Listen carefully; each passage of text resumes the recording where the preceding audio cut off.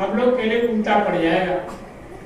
तो सभी देवी देवताओं को चिंता हो गई कि इस ब्रह्मा को, इस विश्वामित्र को इस तरह का अनाप शनाप काम करने से कैसे रोका जाए, क्योंकि उसको तप का अहंकार था और तप की इतनी शक्ति उसको मिल गई और तप के बल पर सृष्टि के विपरीत उन्होंने अपना काम करने के लिए ठान लिया। तो इस परिस्थिति में मेनका नाम की एक अप्सरा थी जो इंद्र देवता के यहाँ रहती थी। कहा कि भाई कोई उपाय करो, नहीं तो विश्वामित्र हमारे तप के प्रभाव में आकर के अनर्थ कर देगा और सारा सृष्टि को उलट पुलट कर रख देगा, अलग एक दुनिया बना लेगा, अलग ब्रह्मांड बना लेगा, अलग लोक बना लेगा। तो फिर ये सृष्टि जो प्रकृति का दिया हुआ काल भगवान का है, ये कैसे चलेगा। ऐसा परिस्थिति में उसको मेनका को बुलाया गया, कहा कि तुम जाओ और जो विश्वामित्र जो तपस्या करता है उसको तप को तुम भंग करो। तो इस तरह का उस समय मायावी शक्तियां अप्सराओं को बहुत सुंदर लगती थी। तो उन लोग आकर के अप्सरा ने विश्वामित्र के पास आकर के कठोर तपस्या करना शुरू कर दिया। मेनका वहां आई। मेनका को डर भी था क्योंकि विश्वामित्र बड़ा क्रोधी टाइप का ऋषि था। वो बात बात में क्रोध हो जाते थे और श्राप दे देते थे। और इस श्राप के डर से मेनका को भी भय था कि कहीं ऋषि के पास हम जाएंगे और हमको अगर श्राप दे देगी तो हम भी भस्म हो जाएंगे। तो ये और दूसरी बात थी कि देवताओं का राजा इंद्र था, उसका आज्ञा का भी उल्लंघन नहीं कर सकती थी। इसलिए उसने मन बना लिया कि भाई जब राजा का ही आदेश है, देवराज इंद्र का ही आदेश है, तो हमको तो जाना ही पड़ेगा। इसीलिए वो विश्वामित्र ऋषि के पास जहाँ तप कर रहा था वहां पर आई और अपना मायावी शक्ति से उन्होंने नृत्य शुरू की। पायल की छमछम आवाज था, मधुर गान गा रही थी, इतनी खूबसूरत थी कि उसका जो तप का जो मुद्रा था, तप में जो लीन था विश्वामित्र, वो भंग हो गया। अचानक उसका जब आंख खुला तो सामने विश्व सुंदरी ही नहीं, वो देवताओं से भी सुंदर परी थी मेनका। आप लोग इतिहास में या कहानियों में आप लोग पढ़ते होंगे। वह देख करके उसका तपस्या भंग हो गया और भंग होने के बाद उस पर मोहित हो गया। और मोहित होने के बाद तो उस अप्सरा को कहा कि भाई मैं तुमसे शादी करना चाहता हूं। इस परिस्थिति में विश्वामित्र का जो तप शक्ति था वहीं गिर गया और गिर करके सारा जो ब्रह्मांड उसने सृष्टि किया था वो एकाएक नष्ट हो गया। तो इस तरह से ऋषि मुनि ने भी बहुत तप किया, तपस्या किया, लेकिन यहाँ से वो लोग नहीं जा सका। कोई भी इस काल भगवान के घेरे से कोई यहाँ से जाने का क्षमता उन लोग के पास नहीं था। वो लोग, हमारे पास 3 लोक हैं, अंड पिंड ब्रह्मांड। तो 3 लोकों में अनेक बड़े बड़े लोक हैं, विष्णु लोक है, शिव लोक है, ब्रह्म लोक है। आप जितना आकाश के समय जब रात होता है तब आप रात के समय आसमान की तरफ जब आप नजर उठा के देखते होंगे तो अनेक लोक आपको दिखाई देता है। करोड़ों करोड़ अरबों खरब तारे सितारे आपको अपना आंख से दिखाई देता है। सोच लीजिए अगर दूरबीन आपको दिया जाए तो कितना आप देख सकते हैं। आज तक वैज्ञानिक ने भी इस बात को नहीं पता लगाने सका कि कितना बड़ा ब्रह्मांड है और कितना दूर तक है ना। इसीलिए ये जो अंड पिंड ब्रह्मांड जो हम लोग आंख से देखते हैं, ये सारा चीज कितना दूर तक है हम लोग नहीं जानते हैं। तो ये काल के घेरे में ही सभी आता है और सृष्टि के घेरे में आता है। ये सारा चीज को बनाया गया है। किसका बनाया हुआ है? भगवान काल का बनाया हुआ है। तो ये भगवान काल, जिसको हम लोग भगवान निरंजन के नाम से जानते हैं, ये सृष्टि का इतना बड़ा घेरा जो हमको आपको बना के जीव को यहाँ लाया है, यहाँ निकलना उतना सरल नहीं है। तो कैसे निकला जाए? उसके लिए रास्ता एक ही है, संत सदगुरु। बिना संत सदगुरु के जीव यहाँ से ऊपर नहीं जा सकता, क्योंकि उसकी शक्ति, एक जीवात्मा जो मालिक है हम लोग का, ये यहाँ का नहीं है। ये हम लोग का जीवात्मा यहाँ का रहने वाली नहीं है। हम लोग का मालिक भगवान काल नहीं है, ये हम लोग का मालिक नहीं है, हम लोग को बंदी बना के रखा है। ये जो सृष्टि का मालिक है भगवान निरंजन, ये जीव का भंडार को हमको आपको अपने मालिक सतपुरुष से कठिन तपस्या, जुगों जुगों तक तपस्या करने के बाद हम आपको जीव का भंडार को यहाँ लाया, और लाने के बाद ये हम पर राज कर रहा है।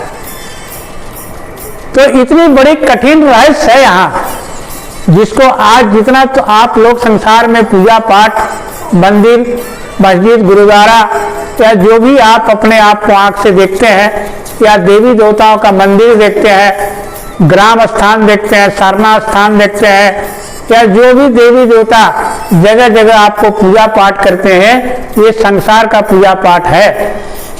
और यहाँ जो भी पूजा होता है देखा देखी होता है, कोई गुरु के आदेश पर नहीं होता।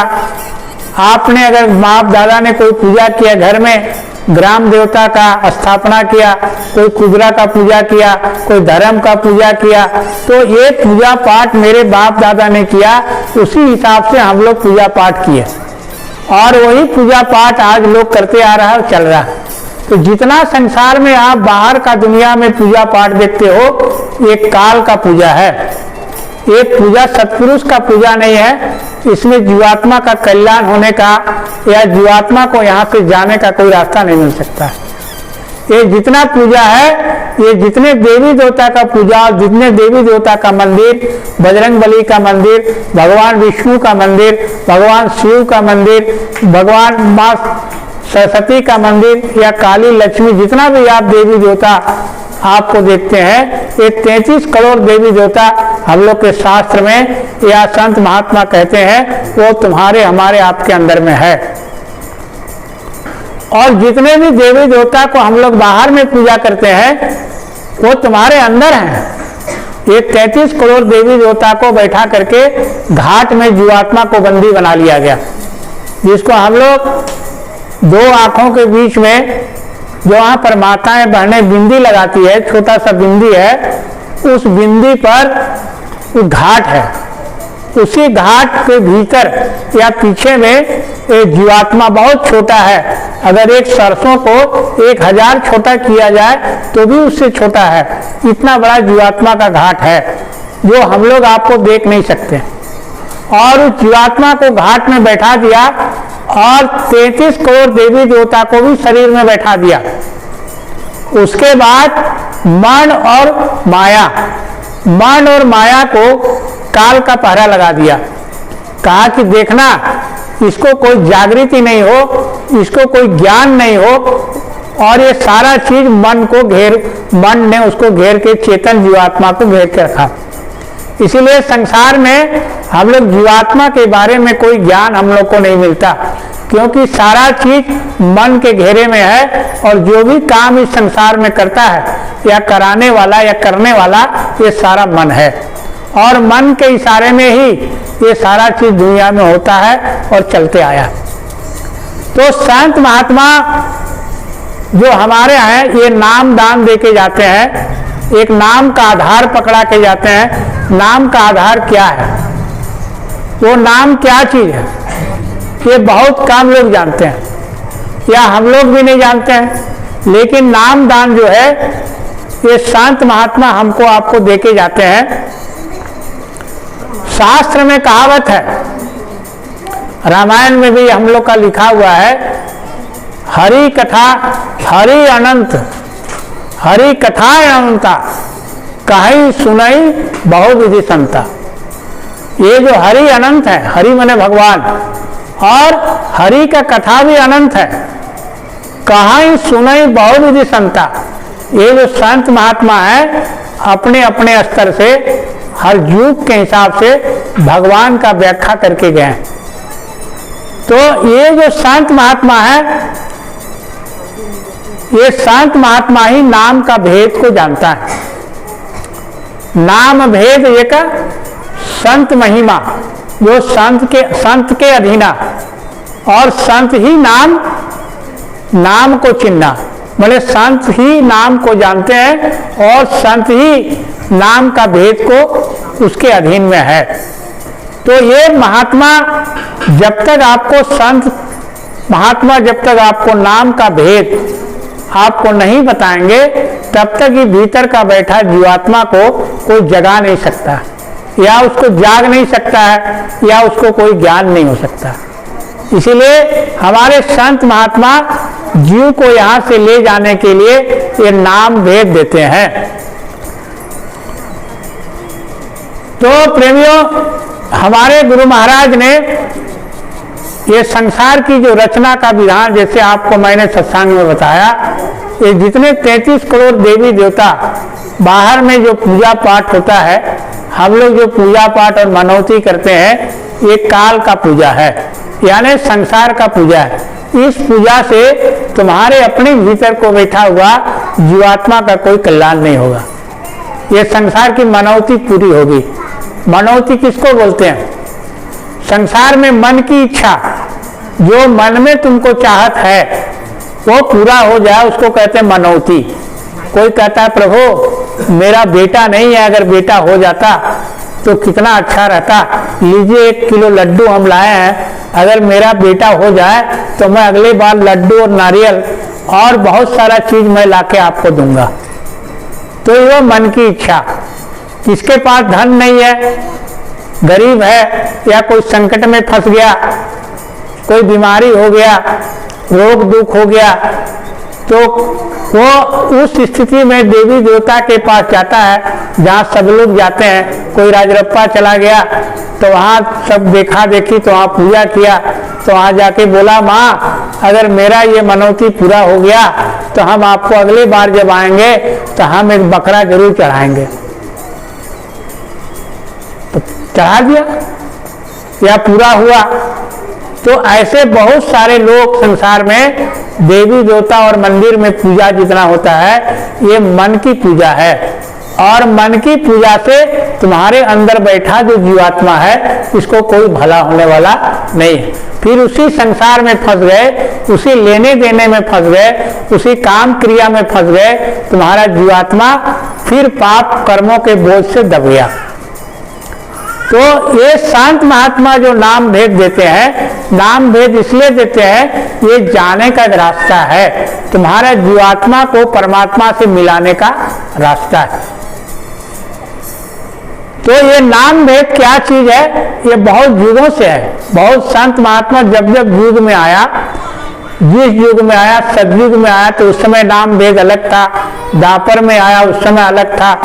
तो इस तरह से नाम भेद जो है हर युग में आया, लेकिन संत महात्मा सीधे साधे रूप में आते हैं।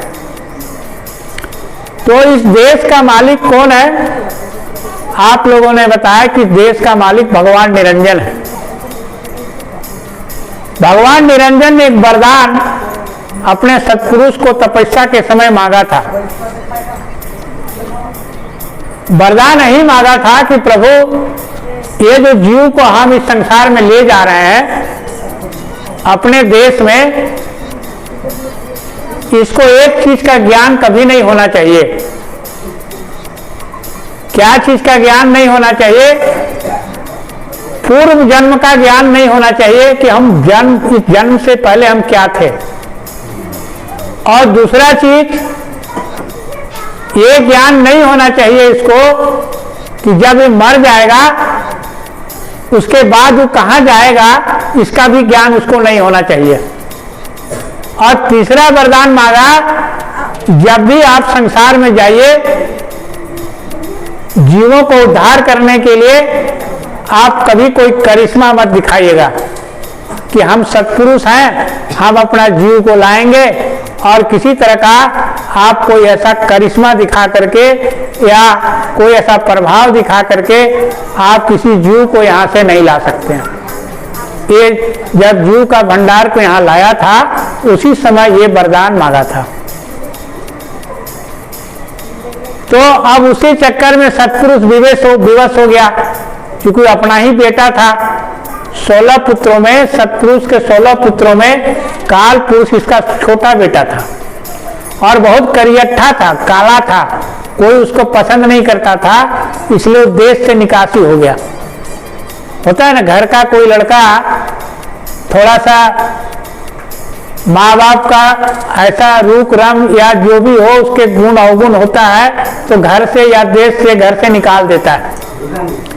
तो उसी तरह काल पुरुष ने सोचा ये तो उपेक्षा वाली बात है, तो उसने बहुत कठिन तपस्या किया। करोड़ों करोड़ खरबों खरब युग तक उसने तपस्या करने के बाद उसके पिता सतपुरुष को उसने जब प्रसन्न किया तो कहा कि भाई प्रभु हमको ऐसा वरदान दीजिए कि आपके जैसा हमको भी राजपाट हो और हमको भी एक संसार अलग से मिले। तो जब लंबा समय से तपस्या किया तो उसके पिता जो सतपुरुष से बहुत खुश हो गया, बोला ठीक है बेटा, हम वस्तु ऐसा ही हो, जाओ तुम भी अपना राजपाट करो। और उसने एक लोक, अपना लोक जो था उसने उसको दे दिया। तो सतपुरुष ने जब वरदान में दिया उसका लोक भी एक दे दिया, तो कहा कि ये जो अंड पिंड जो तुम हमको दिए हो, यहाँ तो कोई जीव है नहीं, तो जीव जब है नहीं तो फिर हम किस पर राज करेंगे। तो सतपुरुष ने कहा ठीक है, ऐसी बात है, एक छोटा सा जीव का भंडार उसको दिया और वही जीव का भंडार को उन्होंने ऊपर से सतलोक से वो अपने स्वरूप में धीरे धीरे करके इस धरती पर लाया और एक डोर से लाया, शब्द की डोर जिसको कहते हैं, उसी डोर से यहाँ लाया और जीव को यहाँ फंसा दिया। तो ये भगवान निरंजन जिसको हम लोग काल पुरुष कहते हैं, इसने सतपुरुष का निकाला हुआ है, वो अपने बाप के पास वो खुद नहीं जा सकता है, उसको शापित है वो। दूसरी बात, जब इस जीव को यहाँ लाया तो हमको आपको भी लेके आया तो उस समय चूंकि जीव विज्ञानी था, उसके पास सतपुरुष का उस समय का उसको पूरा ज्ञान था अपने देश का, तो अपने देश आना जाना स्वतंत्र रूप से उन लोग करते थे, अपने लोक में सतलोक में आना जाना था। तब काल पुरुष ने देखा ही तो बड़ा गड़बड़ है, ये लोग जब ऐसे ही आना जाना करते रहेगा तब तो हम इस पर क्या राज करेंगे। तब उसने सोचा कोई उपाय करते हैं, तो उसने अपने तपस्या के बल पर आदि शक्ति माता को उसने सृष्टि के रूप में निर्माण किया, जिसको हम लोग आदि शक्ति माँ कहते हैं। और उसी ने एक तप के बल पर 3 पुरुष को जन्म दिया, जिसको हम लोग ब्रह्मा विष्णु महेश के नाम से 3 देवता को हम लोग जानते हैं। ब्रह्मा का जो हम लोग जानते हैं सृष्टि के देवता है, जो इस संसार में सृष्टि की रचना करते हैं। विष्णु वो है जो संसार में पालन पोषण देखभाल करते हैं, और शिव जी वो है जो समय समय आने पर जहाँ गड़बड़ होता है या कोई बढ़ जाता है या पाप या धर्म बढ़ जाता है तो उसको फिर सृष्टि को उलट पुलट करके नाश करते हैं। तो 3 देवता आदि शक्ति माता ने जो सृष्टि अपने 3 पुत्रों को जो जन्म दिया, ब्रह्मा विष्णु और महेश, ये तीनों बेटा को बोला कि बेटा जाओ तुम लोग कठिन तपस्या करना। तो तीनों बेटा ने बहुत कठिन तपस्या किया। तपस्या करने के बाद जब तीनों बेटा उनके घर पर आया तो तीनों बेटा को बुला के पूछा कि तुम लोग जब तपस्या कर रहा था तो तुम लोगों ने कुछ देखा? तो ब्रह्मा ने विष्णु को भी पूछा और शिव जी को भी पूछा। तो शिव जी ने कहा कि नहीं, हम तो कुछ देखे नहीं। फिर विष्णु को पूछा तुम कुछ देखा? तो बोला नहीं, हम भी कुछ देखे नहीं, न कुछ जाने न सुने कुछ नहीं। तो ब्रह्मा को उस समय काल भगवान ने ऊपर से एक आवाज दिया और कहा सुनो, जो भी हम तुमको बोलते हैं तुम लिखते जाओ और लिखते जाओ। और लिखते गया उसके आदेश के अनुसार लिखते लिखते उसने 1 लाख श्लोक उसने बनाया। 1 लाख श्लोक में 16,000 श्लोक जो उपासना कांड और 84 लाख जो श्लोक बना वो कर्म कांड में बदल दिया और बोला कि 4 वेद का जो तुम रचना किए हो, ये चारों वेद इस संसार का, दुनिया का एक विधान बनेगा, एक नियम बन गया।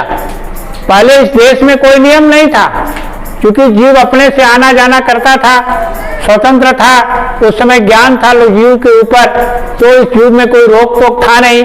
लेकिन जैसे ही काल भगवान ने नियम बना दिया कि नहीं, अब ऐसा नियम बनेगा कि यहाँ कि एक कर्म का विधान बना दिया कि अच्छा और बुरा। अच्छा और बुरा का मतलब होता है कि अगर तुम बुरा काम करोगे तो बुरा फल मिलेगा, और अगर अच्छा काम करोगे तो तुमको अच्छा फल मिलेगा। अच्छा फल मतलब तुमको स्वर्ग मिलेगा। तो ये स्वर्ग और नरक का निर्माण हो गया। पहले स्वर्ग नरक का निर्माण नहीं था और कोई विधान भी नहीं था। तो स्वर्ग और नरक क्या है? स्वर्ग का अर्थ है वहाँ सुख ही सुख है, वहाँ जितने देवी देवता बैठे हुए हैं, ये लोग अच्छे अच्छे काम करके जब जीवात्मा यहाँ से जाती है और जब उनको अच्छा फल मिलता है तो वो स्वर्ग में जाकर के रहते हैं। वहाँ उनको कोई चिंता नहीं होती है, कोई आराम ही आराम है, कोई कष्ट नहीं होता, कोई भौतिक पीड़ा नहीं होती है, तो उसको कहा गया स्वर्ग। इसलिए कहता है कि तुम अच्छा काम करोगे, अगर पुण्य काम करते हो, किसी को देवी देवता को खुश करते हो, या दान पुण्य करते हो, या धर्म का काम करते हो, तो कहाँ जाओगे? स्वर्ग में जाओगे। स्वर्ग में क्यों जाओगे? स्वर्ग में सुख है और आराम ही आराम है, किसी तरह का कोई पीड़ा, रोग, दुख या कष्ट नहीं है, तो उसको कहते हैं स्वर्ग। और दूसरा निर्माण किया नरक का। नरक सबको जानते हैं, नरक मतलब है कष्ट का घर। वहां पर जो जीव यहाँ कष्ट करके जाता है, या जो भी बुरा काम करके जाता है, या किसी तरह का जो कर्म करता है, उसका एक विधान बना दिया है कि अगर बुरे काम करोगे तो उसके लिए एक अदालत बना दिया। अदालत जैसे हम लोग संसार में भारत को या देश में अपना एक कानून है, इस देश को चलाने के लिए कानून क्या है कि जो कोई आदमी अपराध करता है, चोरी करता है, डकैती करता है, खून करता है, या मारपीट करता है, या किसी तरह का धोखाधड़ी करता है, तो उसका एक कानून बना दिया है। उसके तहत सबसे पहले थानेदार का पुलिस आता है, उस पर FIR दर्ज होता है। FIR दर्ज होने के बाद उसको गिरफ्तार होता है और थाना में जाने के बाद उसको पुलिस पकड़ के ले जाता है और अदालत में जाकर के उस पर सुनवाई होती है। और सुनवाई होने के बाद वहाँ जो जज में जो फैसला देता है, उसी आधार पर उसको कारावास का सजा मिलता है, जेल में जाता है, 10 साल का, 5 साल का वो सजा काट के आता है। अगर खून का केस है तो उसको फांसी हो जाती है। तो उसी तरह से काल भगवान ने ये जो नियम बनाया, उसमें एक नरक का विधान बना दिया, और नरक का विधान में एक चीज बना दिया, उसमें से जेल खाना बना दिया। जेल खाना क्या बनाया? यही जो हम लोग आपको देखते हैं, 84 लाख जोनी और 4 खाना। हम लोग 4 खाना में क्या क्या आता है? 4 खाना में आता है अंडज, जो अंडा से जन्म लेने वाला जीव है। दूसरा है पिंडज, जो माँ के पेट से जन्म लेता है जो जीव, उसको कहते हैं पिंडज। और उगमज उसको कहते हैं जो गर्मी से पैदा लेता है, उसको कहते हैं उगमज। और अस्थावर जीव उसको कहते हैं जो पेड़ पौधे जिसको हम और आप अपने सामने देखते हैं, वो खड़ा के खड़ा ही है, जीवन में कोई चल नहीं सकता, उसको कहते हैं अस्थावर जीव। तो 4 खाना बनाया और 84 लाख बनाया जीव। ये तुम्हारे जेल खाना है। ये हमारे आपको कर्म का सजा देने के लिए, ये जीव को सजा देने के लिए एक जेल खाना बना दिया।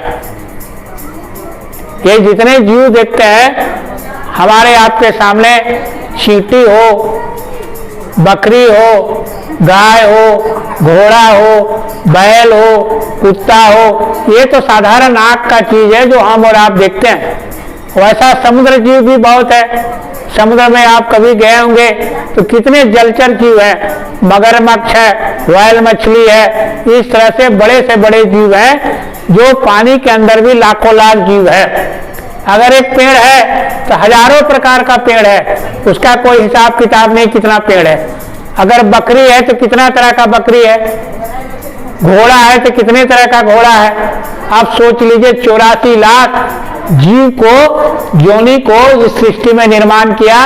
वो निर्माण हमको नहीं बल्कि जीव को सजा देने के लिए किया। तो काल भगवान ने बुरे कर्मों के लिए क्या किया, एक अदालत का गठन किया। वहां यमराज वहां बैठता है। आप लोग सुनते होंगे कोई अगर आदमी मर जाता है तो मरने के बाद ये जीवात्मा को ले जाने वाला ये मृत शरीर को लिंग रूप में उसको ले जाता है घसीट के। कोई आदमी दुनिया में मरना नहीं चाहता है। जब आदमी अंतिम समय मरने लगता है तो उसको बहुत पीड़ा होती है, बहुत कष्ट होता है। वो सोचता है कि हम मरे नहीं, कुछ दिन और जिंदा रहते तो अच्छा था। लेकिन सांस की पूंजी जब पूरा हो जाती है और जीव मर जाता है तो मरने के बाद ये जीवात्मा को कर्मों के आधार पर यम के अदालत में ले जाने के लिए यमदूत आते हैं। तो यमदूत इतना भयानक होता है, इतना काला कलूटा होता है, इतना विकराल होता है, इतने लंबे लंबे दांत होते हैं। संत महात्मा बताते हैं कितना लंबा लंबा दांत होता है और इतना भयानक लगता है कि देख के आदमी आंख खुला के खुला रहता है, या उसको आंख अगर बंद कर दिया तो खोल नहीं सकता। इसीलिए कभी कभी आदमी जब मरता है तो डर से आदमी का कभी देखिएगा टट्टी, पेशाब और पैखाना भी हो जाता है, इतने विकराल रूप में रहता है। और मौत के समय आदमी इतना घबरा जाता है। लेकिन चूंकि उसको मौत का समय निश्चित है, उसको जाना ही है, और यमराज उसको ले जाने के लिए जब आता है तो उसको यहाँ से घसीट के ले जाता है। तो घसीट के कहाँ ले जाता है, उस यम के अदालत में। यम के अदालत में एक बहुत बड़ा अदालत है भाई, हम लोग तो देखे नहीं, आप लोग बोलिएगा, लेकिन यम का अदालत है। हमारे संत महात्मा बताते हैं कि हमारा यम का अदालत है, वहां जीव को घसीट के ले जाता है। यहाँ आपको पुलिस तो थोड़ा राहत करती है, आपका देश का यहाँ सिफारिश भी चलता है। आप मंत्री नेता अगर आपको कोई फोन कर दिया तो भाई पैरवी हो गया तो बोला भैया इसको थोड़ा सा इज्जत के साथ ले जाना। ये वकील है, कोई डॉक्टर है, कोई इंजीनियर है, कोई बैरिस्टर है, या कोई अच्छे राजा या कोई अच्छे ओहदे में है, मिनिस्टर है, अगर चोरी बेईमानी भी किया है या कोई खून खराबा भी काम किया है तो उसको आपको दरोगा पुलिस लोग पकड़ के गाड़ी में आराम से बैठा के ले जाएगा। लेकिन हम लोग के मृत्यु के बाद जो यमराज का दूत होता है वो कोई दया धर्म देखता नहीं है, वो पूरा घसीट के ले जाएगा और पूरा जीव चिल्लाता है, करोड़ों करोड़ योजन तक इतना चिल्लाता है, इतना रोता है, लेकिन कोई सुनने वाला नहीं है। उसको कोई पैरवी भी चलता नहीं है, वहां कोई सिफारिश नहीं कर सकता है, कोई पैरवी नहीं कर सकता है।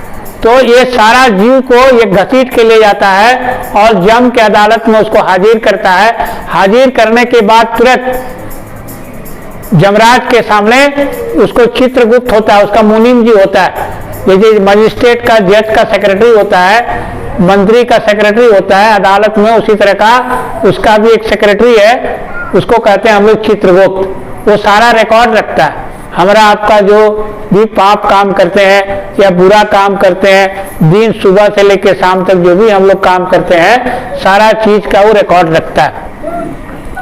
तो रिकॉर्ड के अनुसार वो सारा ब्यौरा जब उसको पूछा जाता है तो पूछने के बाद चित्रगुप्त तो सारा चीज उसको पर्दे में दिखा देता है। उसको कहते हैं वीडियोग्राफी। किसी का शादी ब्याह होता है या जैसे अभी जो सत्संग चल रहा है, एक लड़का यहाँ वीडियोग्राफी बना रहा है, सत्संग आप सुन रहे हैं कि नहीं सुन रहे हैं, बोलने वाला क्या बोल रहा है, ये सारा चीज वो भी आपको कैमरे में मोबाइल में लोड करके वीडियोग्राफी बना रहा है।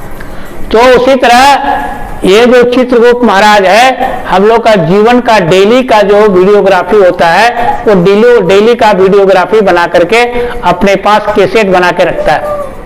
वही कैसेट को हमारे जब मरने के बाद हमारे जीवात्मा को उसके अदालत में ले जाता है तो वही कैसेट को दिखाता है कि देखिए महाराज इसने ये फल्ला फल्ला काम किया है। वहां आप मुकर नहीं सकते हैं, क्योंकि वहां तो सारा चीज आपका फोटो जाहिर है। आप अच्छे काम को भी नहीं मुकर सकते हैं और बुरे काम को भी नहीं मुकर सकते हैं। इसलिए उस चीज को, क्योंकि उसका कुदरती बनाया हुआ है और हम भी नहीं देख रहे हैं, आप भी नहीं देख रहे हैं कि हम जो काम कर रहे हैं, झूठ बोल रहे हैं कि बेईमानी कर रहे हैं कि चोरी कर रहे हैं, कि कोई नहीं है तो भी हम लोग सोचते हैं चलो फल्ला तो नहीं है, कोई देख नहीं रहा है, हम लोग अपना काम करके चल जाते हैं। तो आप छिप के काम करते हैं कि आप किसी को मार देते हैं या किसी को लूटते हैं, किसी को तकलीफ देते हैं, या जो भी काम आप संसार में सुबह से लेकर शाम तक करते हैं, ये सारा काम का ब्यौरा या वीडियोग्राफी हम लोग के कैमरे में, उस कुदरती कैमरे में लोड रहता है। वही चित्रगुप्त महाराज उसको जाकर के दिखाता है और उसी आधार पर हमको आपको सजा तय हो गया। सजा तय हो गया और सजा तय होने के बाद वो जीव को 84 लाख खानों में डाल दिया। जो 84 लाख जीव को आप देख रहे हैं आपके सामने है। तो हमारे संत महात्मा कहते हैं ये मर्त भूमि है, या कितना बार तुम आया, कितना बार मरा, कितना बार और जन्म लोगे, इसका कोई हिसाब किताब नहीं है। करोड़ों करोड़ बरस 84 लाख योनि में घूमते घूमते आपको इस जीव को कितना परेशानी झेलना पड़ना, कोई हिसाब नहीं। कितना कष्ट है, इसका कोई हिसाब नहीं है। तो ये सारा चीज से मुक्ति दिलाने के लिए ही हमारे संत महात्मा हमारे बीच में आए हैं। इसका कोई दूसरा काम नहीं है। आपको कोई धर्म बदलने नहीं आया है, कोई आपको जाति बदलने नहीं आया है, आपको कोई धन दौलत देने नहीं आया है, आपका कोई बेटा बेटी देने नहीं आया है, आपका कोई मंदिर मस्जिद बनाने नहीं आया है। आपका एक ही मात्र उद्देश्य है कि जन्म मरण से छुटकारा दिलाने के लिए, और जीवात्मा का अपना घर, जो आपका अपना घर है सतलोक, जहाँ जीवात्मा कभी न मरती है न कभी उसको कष्ट है। ये 16 सूर्यों का प्रकाश हमारे अंदर जो बंदी है, ये जीवात्मा, ये 16 सूर्यों का प्रकाश है। हम और आप देख नहीं सकते। हमको लगता है कि हमारे अंदर कुछ नहीं है। आंख बंद करते हैं तो लगता है कि तो अंधेरा ही अंधेरा है, हमारा सूरज का प्रकाश तो घट में कहीं दिखाई नहीं देता। तो लेकिन महात्मा कहते हैं ये जो जीवात्मा हमारे आपके अंदर जो बैठी है, ये 16 सूर्यों का प्रकाश है। तो 16 सूरज का प्रकाश तो है, आखिर दिखता क्यों नहीं है? ये तो बड़ा गजब की बात है। तो हमारे संत महात्मा कहते हैं कि तुम्हारे अनेक जन्मों का कर्मों का पर्दा तुम्हारे घट में बंधा हुआ है, और इस कर्मों के प्रकाश के कारण तुमको जो है ये तुमको दिखाई नहीं देता, और ये तुम्हारे जो भीतर का जीवात्मा है, कर्मों का मैल और कर्मों के मन के पर्दों ने ढक के रखा। जैसे कोई एक पेट्रोमेक्स आप घर में जला दीजिए, या बहुत लाइट वाला कोई प्रकाश वाला बल्ब जला दीजिए, और उसमें अगर कंबल से ढक दीजिएगा या काले कपड़े से ढक दीजिएगा तो उसका प्रकाश आपको दिखाई नहीं देगा। तो उसी प्रकार से हमारे जीवात्मा जो बैठी है घट में, एक कई जन्मों का एक कर्मों का जो पर्दा है, कर्मों का जो बोझ है, कर्मों का जो ये है वो ढका हुआ है, जिसके कारण हमारे जो सूक्ष्म जीव है, जो जैसा कि मैंने आपको बताया, ये जीवात्मा इतनी छोटी रूप में यहाँ बैठी है, जिसका जो छेदा है वो एक सरसों को 1000 बार अगर टुकड़ा करोगे तो उससे भी कम है। इसीलिए जीवात्मा का जो रास्ता है बहुत महीन है। तो प्रेमियों, ये है आपको काल भगवान के काल घेरे का पर्दा, जिसको मैंने आपको सुनाया। इस पर्दे से बाहर कोई ऋषि मुनि आज तक नहीं जा सका। जैसा कि मैंने आपको विश्वामित्र कहानी बताया, विश्वामित्र भी ऊपर तक नहीं गया था। आज तक अपना ब्रह्मा भी अपने बाप को नहीं देखा, विष्णु ने भी अपने बाप को नहीं देखा, महेश्वर ने भी अपने बाप को नहीं देखा। तो आपको पता है निरंजन भगवान को आप देख लीजिएगा। इसीलिए ये जो काल का पर्दा है ये बहुत बड़ा है। इसके पास 13 भुवन, तीनों लोग 14 भुवन, हमने ग्रंथ कहा 14 भुवन, तीनों लोग इनके पास है, और इसका मालिक है।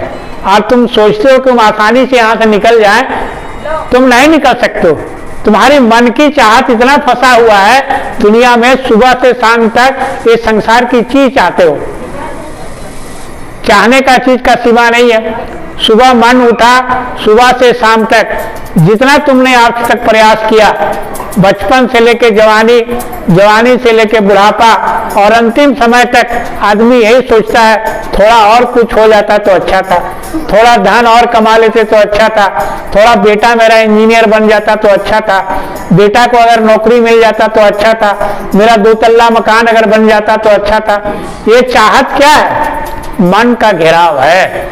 और ये मन का घेराव मतलब काल का घेराव। ये मन जितना इस संसार में चाहोगे वो सब मन का मेहराव है, घेराव जिसको कहते हैं। तो इतनी बड़ी संसार से निकलना उतना सरल नहीं है। तुमने कभी प्रभु को पाने की इच्छा नहीं किया, कभी परमात्मा पाने की ललक हमारे आपके अंदर नहीं है, कभी परमात्मा को मिलने की इच्छा कभी नहीं हुई। हमको संसार की इच्छा ने, मन की चाहत ने हमको काल को घेर के रखा, मन को हमने फंसा के रखा, जिसका नतीजा हुआ कि प्रभु परमात्मा से हमको कोई प्रेम नहीं हुआ।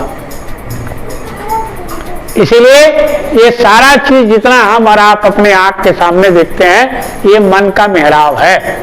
और सभी चीज नाशवान है। जब तो खुद ही नहीं रहोगे, तुम जब खुद ही संसार से जाने वाले हो, तुम संसार से जब अपने जीवित नहीं रहोगे, तो तुम्हारा धन संपत्ति, घर दरवाजा, भाई बंधु रिश्तेदार, जिसको तुम अपना समझते हो, जिसको धन कमाए हो, घर मकान बनाए हो, गाड़ी घोड़ा खरीदे हो, ये सारा चीज किसका है? तुम्हारा कुछ भी नहीं है। जब तक हो तुम एक माया का छाया है, तुमको दिखाई देता है कि मेरा है। कब तक? जब तक तुम्हारा आंख खुला है, ये शरीर जिंदा है। मरने के बाद जब तुम खुद ही नाशवान हो, तुम खुद संसार में रहने वाले नहीं हो, तो जहां का चीज वहीं पड़ा रहे। आज तक तो कोई लेके नहीं गया। बड़े बड़े राजा महाराजा का रियासत यहाँ पर था, बड़े बड़े लोग यहाँ पर थे। आज कोई नया इतिहास तो दुनिया में है नहीं। हम और आप कोई नया दुनिया में आए नहीं है। इसके पहले भी बड़े लोग आए, सब लोग आए चले गए। किसी ने भी कोई धरती के कोई एक चीज, एक सुई तक यहाँ से कोई नहीं ले जाने सका।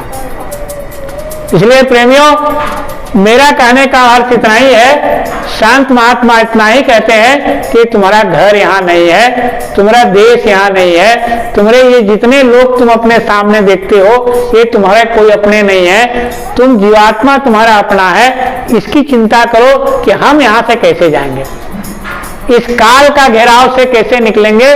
तो इसका रास्ता है हमारे गुरु महाराज। तुमको नाम का आधार दिया। ये नाम भेद क्यों दिया? नाम भेद ये सबसे बड़ी चीज है। नाम भेद क्या है? नाम भेद जो है ये बहुत बड़ी आधार है।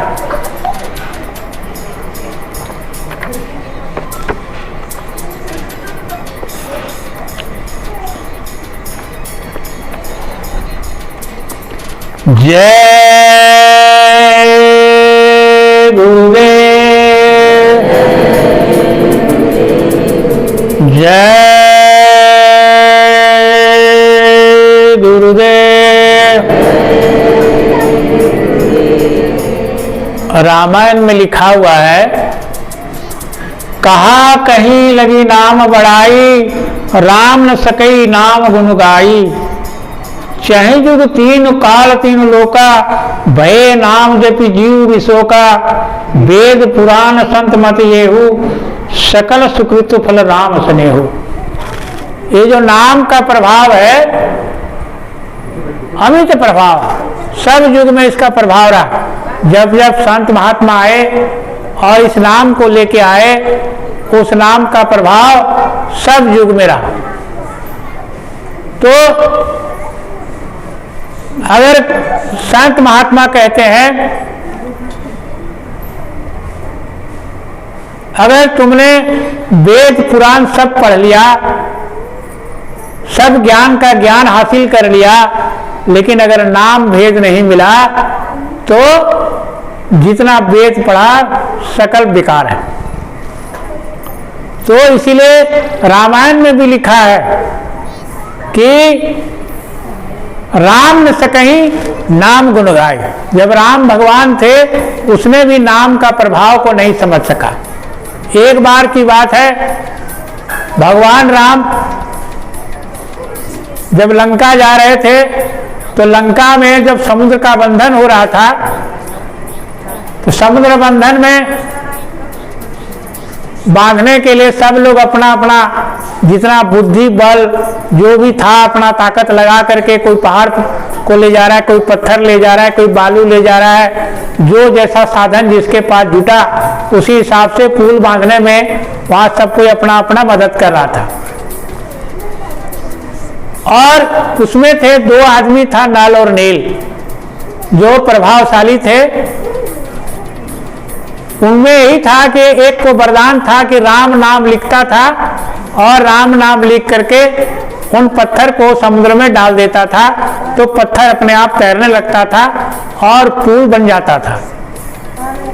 ये सारा चीज भगवान राम अपने से बैठ करके उनको देख रहा था कि भाई मेरा नाम लिखने से ये समुद्र में पत्थर तैरने लगता है, जो पत्थर पानी में ऐसे डालो तो डूब जाएगा, लेकिन मेरा नाम लिखने से और जो ये लोग पत्थर डाल रहे हैं समुद्र में, ये सारा पत्थर तैर के समुद्र में तैर रहा है।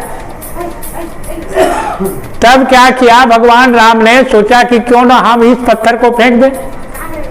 तब भगवान राम ने क्या किया, एक पत्थर उठाया और समुद्र के पानी में उसको डाल दिया तो पत्थर डूब गया। तो पत्थर तो डूब गया तो वो आश्चर्य में पड़ गया कि भाई जो नाम मेरे नाम से, जो मेरे नाम से लिख करके ये पत्थर को लोग डाल रहे हैं, राम नाम लिखने से ये पत्थर समुद्र में तैर रहा है, लेकिन जब मैं खुद उस पत्थर को समुद्र में डाल रहा हूं तो ये पत्थर पानी में डूब रहा है। तो ये राम का प्रभाव नहीं था, ये राम नाम का प्रभाव था। तो नाम का प्रभाव जो है हर युग में है, क्योंकि राम तो खुद डाले पत्थर डूब गया, तो ये राम नाम का प्रभाव था। तो रामायण में लिखा हुआ है, एक राम दशरथ के बेटा, एक राम घर घर में लेटा, एक राम का सकल पसारा, एक राम सबसे न्यारा। अब तुम किस राम को मानते हो?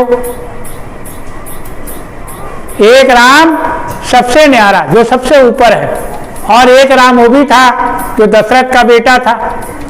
एक राम घर घट में लेटा, जो एक राम घट घट में है, सबके पास है। एक राम का सकल पसारा, जो पूरी दुनिया जिसको तुम देख रहे हो वो भी राम है। और एक राम सबसे न्यारा जो सबसे ऊपर है। तो ये जो राम नाम है, ये राम नाम का प्रभाव है जो पत्थर तैर रहा है, राम के प्रभाव से नहीं, राम नाम के प्रभाव से तैर रहा है। तो हर युग में राम का नाम का प्रभाव है, वही राम का नाम का प्रभाव जय गुरुदेव है। तो इस युग में कौन नाम है? हम लोग का जय गुरुदेव है। जो संत महात्मा ने इसको जगा के लाता है, उसी नाम का प्रभाव उस युग में रहता है। तो कलयुग में भी, कलयुग में इस नाम का प्रभाव है। गुरु महाराज कहते हैं कि ये नाम मेरा नहीं है, किसी देवी देवता का भी नहीं है, किसी पेड़ पौधे का भी नहीं है, ये नाम किसका है? उस मालिक परमात्मा का जगाया हुआ नाम है। उस नाम से तुम्हारा जीवात्मा का कल्याण होगा और जीते जी होगा, और जीते जी परमात्मा को तुम पा सकते हो, इसमें इसका आधार है। तो ये जो नाम जो है, ये नाम बहुत बड़ी चीज है। वही नाम भेद हमारे गुरु महात्मा देते हैं, और उसी नाम से हर युग में, जैसे कि मैंने आपको अभी बताया, हरि अनंत हरि कथा अनंता, कहीं सुनई बहुविधि संता। हरि अनंत है, उसकी महिमा आज तक कोई नहीं जा सका कि भगवान कितना और कहाँ है। लेकिन शांत महात्मा जो आते हैं इस युग में, उस शांत महात्मा उस प्रभु को अलग अलग रूप में लेकर के जगा के धरती में लाते हैं, और शांत महात्मा का जगाया हुआ नाम और उसका प्रभाव ही तुमको काम आएगा। इसे डॉक्टर बहुत हैं, आप बाजार में जैसे बीमार पड़ते हो दवा खाना जाते हो, दवा खाना जाने के बाद आपको कोई दवा देता है कि हमको दवा दीजिए बोलने से देगा? बोलेगा आप भाई डॉक्टर से जाइए, दवा लिखा के आइए, तभी हम दवा दे सकते हैं। बोला नहीं मेरा सर्दी हुआ है। बोला सर्दी हुआ है तो कैसे हुआ है, कौन दवा खाना है, ये तो तुमको डॉक्टर ही बता सकता है। फिर आप डॉक्टर के पास जाइएगा तो डॉक्टर जाने के बाद आपको चेक करेगा, उसके बाद कहेगा भाई ठीक है ये फल्ला दवा हम लिख देते हैं, जाके आप दवा दुकान में ले लीजिए, आपका खांसी ठीक हो जाएगा। तो दवा दुकान में आप जब डॉक्टर के पास गए तो किसके पास गए? जीवित डॉक्टर के पास गए। डॉक्टर तो बहुत है। तो जिस डॉक्टर ने आपको लिखा, आपको बताया कि भाई ये दवा खाने से आप ठीक हो जाइएगा, तो आपको बीमारी ठीक हो जाएगी, तो आपने दवा लिया, आपको खांसी ठीक हो गई। उसी तरह संत महात्मा जो जीवित अवस्था में इस संसार में आते हैं और आपको नाम का आधार देके जाते हैं, वही महात्मा के द्वारा ही आपका काम बनेगा, बाकी दूसरा काम आपका नहीं बनेगा। आपका कोई डॉक्टर मर गया, जैसे के सिन्हा अभी नहीं है, वो तो मर गया, लेकिन अगर आप कहिए कि नहीं वो डॉक्टर है, हम जाएंगे, हम उसको दवा लिखा के लाएंगे, तो मरा हुआ डॉक्टर कोई आपको दवा नहीं लिखता है। उसी तरह हर एक युग में जो संत महात्मा आते हैं और जो ईश्वर का आधार, जो संसार में नाम का आधार देके जाते हैं, जिस नाम से तुम्हारे जीवात्मा का कल्याण होगा उस नाम को बता के जाते हैं, उसी नाम से ये तुम्हारा जीव का कल्याण होता है और उसी नाम से हमको आपको जीवात्मा को मुक्ति मिलती है। तो हमारे गुरु महाराज ने भी हम लोग आपको एक नाम का आधार देके गए हैं। तो नाम का आधार बड़ी चीज है, हम आप नहीं समझते हैं। ये एक अभ्यास, जैसे हम लोग सुबह उठते हैं घर में, ये संसार का काम को बहुत याद रखते हैं। क्या याद रखते हैं कि भाई हमको आज सुबह गाय को खोलना है, पानी पिलाना है, कहीं काम है तो आज खेती का काम है, कोई बच्चे को पहुंचाना है, कपड़ा लेना है। संसार का जितना काम हमको आपको घर में नजर आता है, ये सब सारा घर का काम है। लेकिन सुबह से शाम तक हुआ, लेकिन अपने जीवात्मा के अंदर बैठा हुआ उसके भेद के बारे में, उसके बारे में या गुरु महाराज के बताए बात के बारे में कोई याद ही नहीं है। अगर पूजा करना है या ध्यान भजन में बैठना है तो याद नहीं है, तो वो आधा भी नहीं, ठीक है शाम को करेंगे, शाम को नहीं हुआ तो दोपहर में करेंगे, दोपहर में नहीं हुआ तो देखते हैं अगर शाम को मिलेगा तो ये कर लेंगे। लेकिन पहला काम किसको करना है? पहला काम संसार का जो काम है उसको हम लोग पहले करते हैं। तो ये जो नाम का आधार है हमको आपने गुरु महाराज ने दिया, लेकिन इसका साधन, इसका जो अभ्यास हम लोग कम किए, इसीलिए इसका अभ्यास नहीं करने के कारण नाम का आधार को हम लोग पकड़ नहीं पाते हैं, कर नहीं पाते हैं। ज्ञान तो मिला, नाम का आधार भी मिला, लेकिन हमको अभ्यास नहीं हो पाया।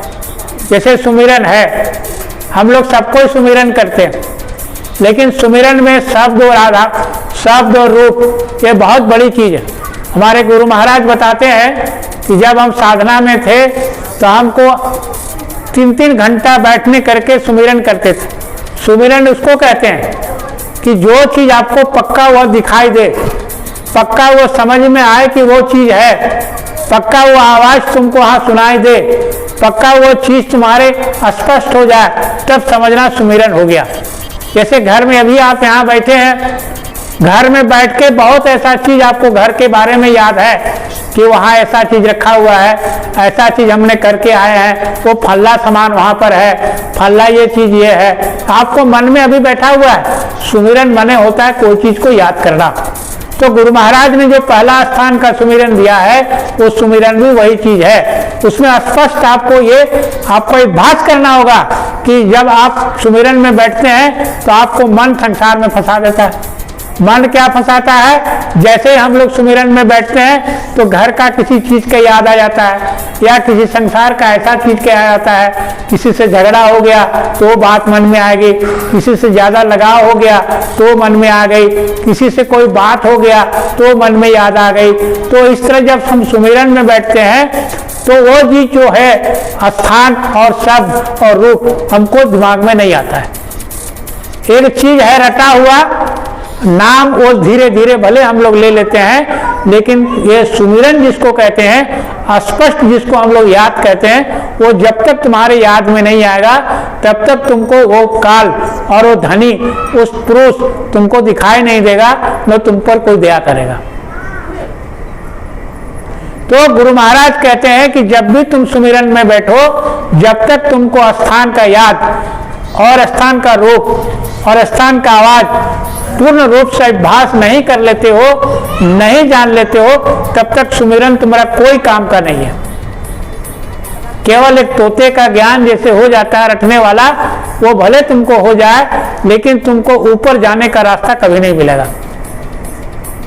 तो सुमिरन एक ऐसा चीज है जिसके द्वारा जब बैठता है आदमी तो उतना आसान नहीं है।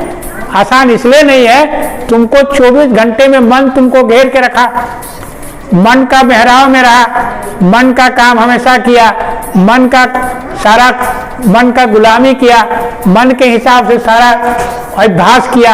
अब जब तुम अभी ध्यान सुमिरन में बैठे हो तो तुमको सारा चीज वही कूदने लगा मन में। एक बार की बात है, गुरु महाराज का एक कहानी है, उसमें एक लड़का था। तो एक लड़का को एक महात्मा को देखते थे, साधन भजन करता था। तो उसको भी मन में आया कि महात्मा जी को हम भी कुछ जाके बोले कि भाई हमको भी मंत्र उन्तर दे देगा तो हम भी सिद्धि उद्धि कर लेंगे। तो लड़का गया महात्मा जी के पास और प्रणाम किया, बोला महात्मा जी हम आपके पास बड़ा विनती लेके आए हैं, हमको भी कुछ मंत्र उन्तर दीजिए ना, हम भी कुछ साधना उधना करें और हम कुछ जागृति करें। तो महात्मा जी बड़ा सरल और साधु सीधा थे, कहा बेटा देखो हमको कोई तंत्र मंत्र कोई ज्ञान नहीं है ना, हमको कोई जानकारी है, तुम जो मेरे पास आए हो मांगने के लिए ये बेकार की बात है।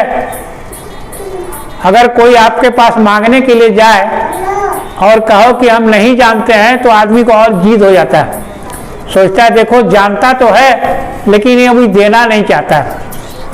लड़का अड़ गया, बोला आप जानते हैं हमको बताना नहीं चाहते हैं। बार बार आए और महात्मा जी को परेशान करे कि महात्मा जी हमको कुछ मंत्र बताइए ना, हम भी सिद्धि उद्धि कुछ करें। तो महात्मा जी ने कहा कि लड़का बड़ा जिद्दी है, इसको अगर हम यहाँ से कोई उपाय करके नहीं भगाएंगे तो लड़का हमको छोड़ेगा नहीं और ऐसे ही रोज आकर के हमको तंग करेगा। महात्मा जी ने कहा बेटा ठीक है ऐसा करो, एक कागज का पुर्जा ले आओ। कागज का पुर्जा ले आया और कहा एक कलम भी ले आओ। कागज का पुर्जा और कलम ले आए, छोटी सी एक मंत्र को लिखा और कहा कि जाओ 21 बार इसको पढ़ लेना। 21 बार जब तुम इस मंत्र को पढ़ लोगे तुमको सिद्धि मिल जाएगी और तुम मन चाह फल जो भी तुम चाहो तुमको मिल जाएगा। तो लड़का बड़ा खुशी खुशी गया, कहा कि महात्मा तो हमको मंत्र दे दिए, हमको सिद्धि मिल जाएगा। जैसे ही लड़का सीढ़ी के नीचे उतर रहा था, बुलाया सुनो सुनो सुनो सुनो, अरे एक चीज तो हम बोलना भुला गए, जा रहा था सुनो एक बात, जब तुम इस मंत्र को पढ़ोगे उस समय तुमको बंदर याद नहीं आना चाहिए। तो बोला हाँ महात्मा जी ठीक है। अरे बंदर क्या है याद आएगा, हम बंदर के बारे में थोड़ी कुछ सोचते हैं। हाँ हाँ वही बात हम तुमको बता दिए, जब भी तुम जप करने बैठो तो बंदर तुमको याद नहीं आना चाहिए। बोला अच्छा।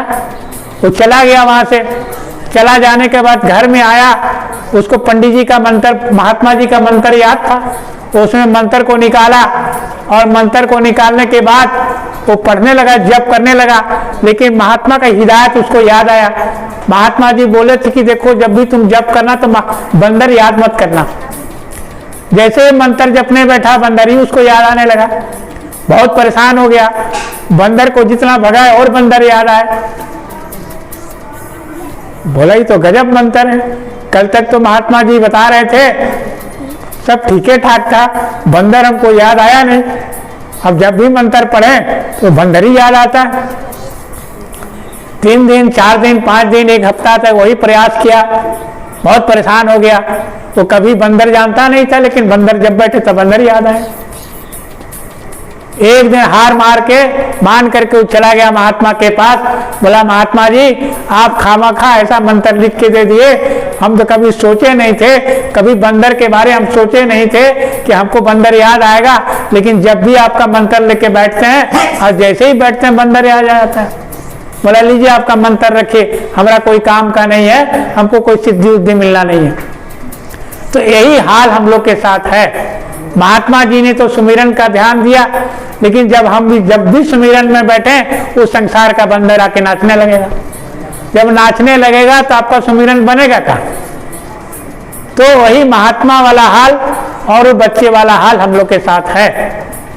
तो इसीलिए गुरु महाराज ने कहा पहले पकाओ, जब तक तुम जो भी तुमको नाम का साधना दिया हुआ है, जब तक तुम पकाओगे नहीं तब तक तुम्हारे अंदर कुछ मिलने वाला कुछ नहीं है। खाली बैठोगे, शरीर बैठा रहेगा, मन नाचता रहेगा, मन संसार में खेलता रहेगा, वो तुमको कुछ नहीं। जैसे ही तुम पूजा में बैठोगे, अभी जितना याद नहीं है उतना याद उस समय तुमको आने लगेगा।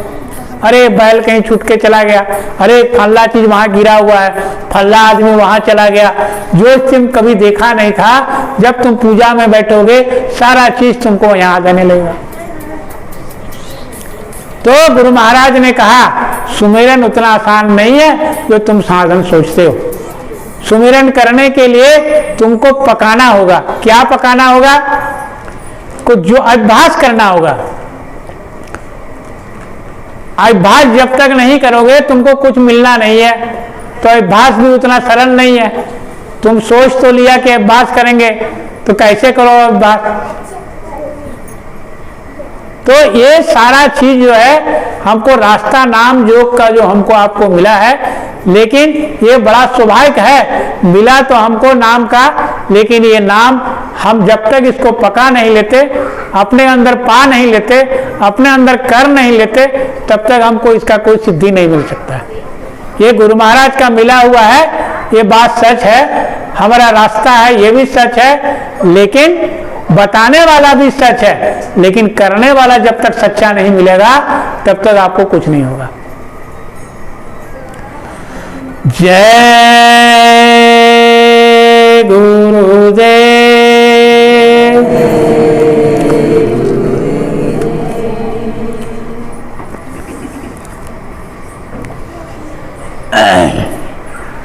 प्रेमियों, ये जैसा कि मैंने सत्संग में आपको बताया, तीनों लोक 14 भुवन, ये जो काल का मालिक है बहुत चालाक है। जैसे चालाक किस लिए है? चालाक इसलिए है कि उसने बहुत कठिन तपस्या करके इस जीव का भंडार को यहाँ लाया और युगों युगों तक उसको एक शासन किया और अभी भी कर रहा है। और जितनी पूजा पाठ जो हमको आपको बताया गया अभी तक, जितना देवालय हुआ है, जितना मंदिर है, जितना देवी देवता है, जहाँ भी जितना पूजा पाठ होता है, वो चाहता है कि ज़्यादा से ज़्यादा मेरा पूजा पाठ यहाँ हो। वो नहीं चाहता है कि कोई सत्पुरुष का पूजा करे यहाँ, या कोई संत महात्मा का पूजा हो और जीवात्मा जाग जाए और हमको यहाँ से लोग को छुट्टी हो। तो एक जीव चले जाने से उसको करोड़ों करोड़ जीव का नुकसान हो जाता है। कहा कि काल का जो है भोजन क्या है पता है आपको? 1 घंटे में 1 लाख जीव का भोजन करता है वो। काल 1 घंटे में 1 लाख जीव का भोजन करता है। तो अगर जीव ही यहां से चला जाएगा तो किसका भोजन करेगा? कहने का मतलब है इस सृष्टि में नाश करता है और उसको खाता है, उसका भोजन ही है, जीव का भोजन है। तो ये जीव, अगर एक जीव भी वहां से चला जाता है तो काल को बहुत नुकसान है। इसीलिए अगर एक महात्मा के अंदर में अगर कोई जीव यहाँ से जाता है तो उसको बहुत कष्ट होता है। इसलिए इस काल का मेहराव को बड़ी सावधानी से घेर के रखा है। एक बार की बात है, जब गुरु नानक देव जी थे उस समय गुरु नानक देव जी भी जीव को उन्हें बहुत सा जगाया था और नाम दान दिए थे। एक बार की बात है, एक जीव गलती से नरक में चला गया। नरक में चला गया तो महात्मा तो अंतर्दृष्टि होते हैं, उसको जब ध्यान में देखा तो गुरु नानक देव को बड़ा परेशानी हुई और बड़ा चिंता भी हुआ। देखा कि मेरा एक नामदान दिया हुआ जीव नरक में फंसा हुआ है। तो नानक देव जी नरक में गए और कहा, बेटा तुम्हारा ये दुर्दशा कैसे हुआ और तुम इस नरक में आया कैसे? तो जैसे ही महात्मा को पहचाना वो रोने लगा, बोला प्रभु हमको यहाँ से बचाइए। तो बोला तुम चिंता मत करो। तो उसने पैर का अंगूठा उसको दिया, कहा कि तुम मेरा अंगूठा को पकड़ो, हम तुमको खींच के यहाँ से निकाल लेंगे। जैसे ही वो महात्मा का अंगूठा पकड़ा, जितना नरक में फंसा हुआ लाखों लाख जीव था सब एक दूसरे को पकड़ना शुरू कर दिया और पूरा के पूरा नरक खाली होने लगा। तो देखा काल भगवान बड़ा चिंता में पड़ गया। तब वो गाल आया और गुरु नानक देव के पैर में गिर गया। बोला प्रभु ये तो अनर्थ हो जाएगा, अगर सब जीव यहाँ से चले गए तो हम क्या करेंगे, हम तो बड़ा मुसीबत में फंस जाएंगे। मेरा इतना काल का मेहराव, इतना नरक, इतना जो हम बैठा के नरक और इतना जो हम व्यवस्था बना के रखते हैं अपना काल का, जमलोक का, मृत्यु लोक का, ही कहा होगा मेरा, सब जीव को आप उठा के ले जाइएगा। तो गुरु नानक देव जी ने कहा देखो तुमने बहुत बड़ा गलती किया कि तुम मेरा जीव को यहाँ से तुम उठा के ले आया और इस घोर नरक में फंसा दिया और हमको यहाँ आना पड़ा, ये तुम्हारा किसकी गलती है? तब फिर उसने जमराज ने माफी मांगा, कहा प्रभु आज के बाद कोई भी जीव को बिना पुरुष के आदेश का हम कोई जीव को तुमको पकड़ के नहीं लाएंगे। तब वो बोला तब एक उपाय है, तुमको हम बचा सकते हैं लेकिन मेरे जीव को यहाँ से तुमको छोड़ना पड़ेगा। बोला हमको फिर इस जीव के नहीं आएगा, अगर मैं इस जीव को ले गया तो कोई जीव को हम अकेले नहीं छोड़ सकते, पूरा नरक तुम्हारा खाली हो जाएगा। इसीलिए जमराज ने, काल पुरुष ने वादा किया कि कोई भी शांत महात्मा अगर किसको नाम दान दे देता है और उस जीव को कोई भी गलती से भी जमराज उसको पकड़ के नहीं ले जाता, बिना सत्पुरुष के आदेश के वो कभी भी कोई जीव को यहाँ से नहीं ले जाता है। वो भले आपके सत्पुरुष से आदेश लेकर के एक जन्म लेना पड़े, 2 जन्म लेना पड़े, 3 जन्म लेना पड़े, लेकिन वो अपने हाथ लगा के वो नहीं ले जाता है। ये आप बहुत सौभाग्यशाली हैं, आप में गुरु महाराज का आपने नामदान मिला। उसी समय हमारे गुरु महाराज ने हमको आपको एक बहुत बड़ा वादा करके गया। वादा आपको यही किया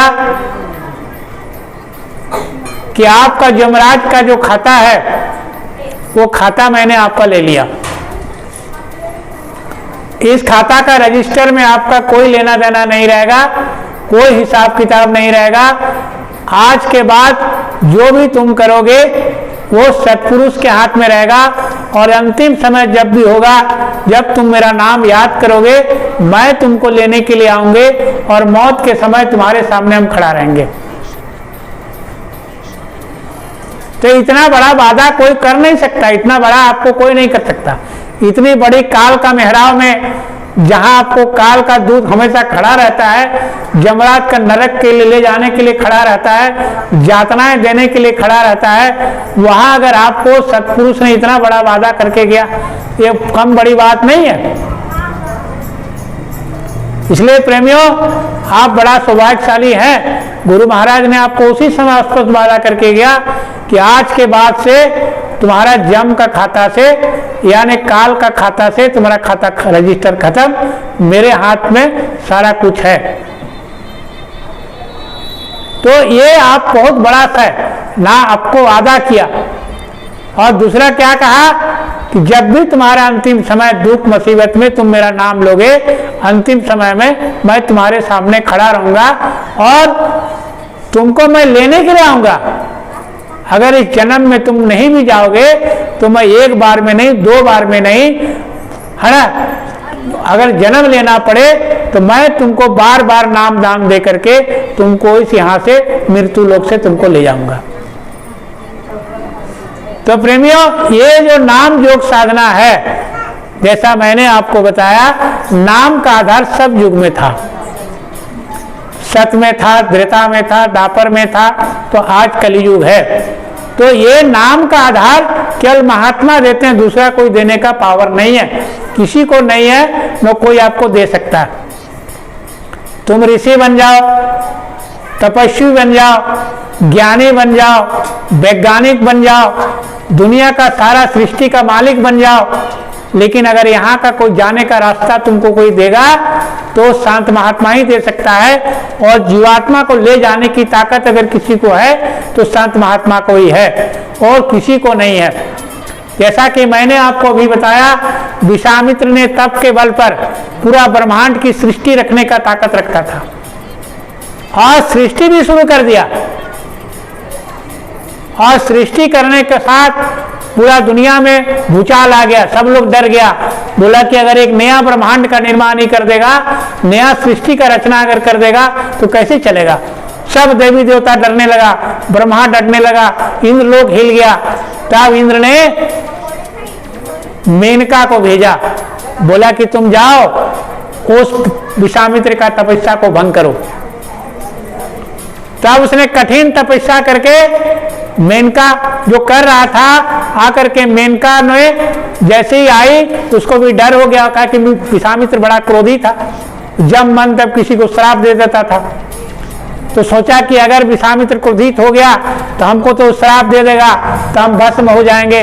तो फिर अब तो इंद्र ने कहा तुम डरो मत, जाओ, तो तपस्वी न है, शांत पुरुष नहीं ना है। बोला नहीं। बोला तुम जाओ, अहंकारी पुरुष है, अहंकारी है, मैं तप हो गया, उसको ताकत हो गया, ज्यादा उसको शक्ति हो गई, वो सृष्टि की रचना के बारे में सोचने लगा। तो मेनका ने आकर के जैसे ही उसके सामने नृत्य करने लगी, उसके पायल की झंकार हुआ, तो उसका विश्वामित्र का आंख खुल गया, देखा अरे तो मेनका नाच रही है। तब उसका मोह भंग हो गया और उसके प्रेम जाल में फंस गया, और उसके बाद उसे शादी करने का प्रस्ताव रखा। इस तरह से सारा तप शक्ति उसका खत्म हो गया। खत्म होने के बाद देवी देवता बोला चलो एक काम तो बना, कम से कम सृष्टि को, रचना को उल्टा पलटा करने से ये हम लोग बच गए। तो कहने का अर्थ यह है कि विश्वामित्र उतना बड़ा तपस्वी था, लेकिन काल के ऊपर नहीं जा सका। काल जितना सृष्टि की रचना है काल के मेहराव में है, और जितनी सृष्टि की नाश होती है, उलट फेर होता है, ये काल के नीचे ही होता है, ऊपर नहीं होता है। बहुत ज्यादा से ज्यादा पार ब्रह्म तक होता है, लेकिन वो कभी कभी होता है, और ऊपर तो खैर होता ही नहीं है। संत सतपुरुष जिसको अनामी लोग कहते हैं, सतलोक कहते हैं, अलख लोग कहते हैं, ये कभी नाश नहीं होता है। अलख मतलब क्या, आपको पदमों कदम दूरी, ये आप लोग जो पृथ्वी है ये किलोमीटर में नाप सकते हो, करोड़ में नाप सकते हो, लाख में नाप सकते हो, लेकिन ऊपर का ब्रह्मांड को हम लोग लाखों में करोड़ों में नापते हैं, लेकिन ऊपर का ब्रह्मांड को करोड़ों लाखों में नहीं नापा जाता, पद्मों पद्म से भी नहीं नापा जा सकता, इतना विशाल है। तो ये जो काल का मेहराब है, काल का मेहराब बहुत नीचे है, 3 लोक है इसके पास, अंड पिंड और ब्रह्मांड, जहां करीब करीब 14 भुवन हम लोग कहते हैं, और तीनों लोक है जिसको हम लोग नंगी आंख से देखते हैं। आप कभी भी ऊपर का आसमान में जब तारा ब्रह्मांड को देखते हो तो जितना भी आपको दिखाई देता है ये सब ब्रह्मलोक में ही आता है, यानी काल का मेहराब में आता है। जय गुरुदेव,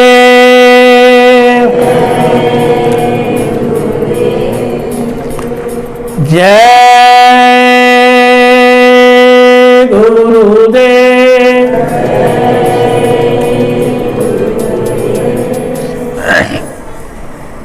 प्रेमियों,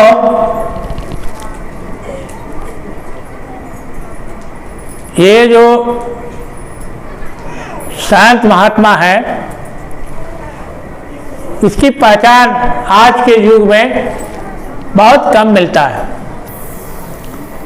संत हम लोग 2 ही प्रकार का देखते हैं, एक है प्रगट संत और एक है गुप्त संत। गुप्त संत उसको कहते हैं,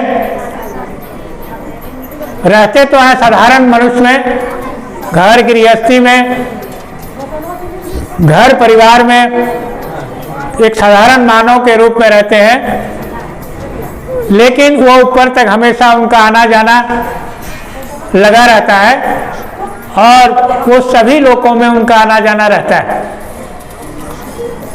और एक है प्रगट संत, जो हम और आप उसको पहचान पाते हैं, या जीवों को जगाने का काम करते हैं और यहाँ से जीव को ले जाने का काम करते हैं, उसको कहते हैं प्रगट संत। तो हमारे दादा गुरु जो थे, गुरु महाराज के गुरु भूरेलाल मिश्रा जी, ये गुप्त संत थे। इसको बहुत कम लोग जानते थे, हालांकि उनको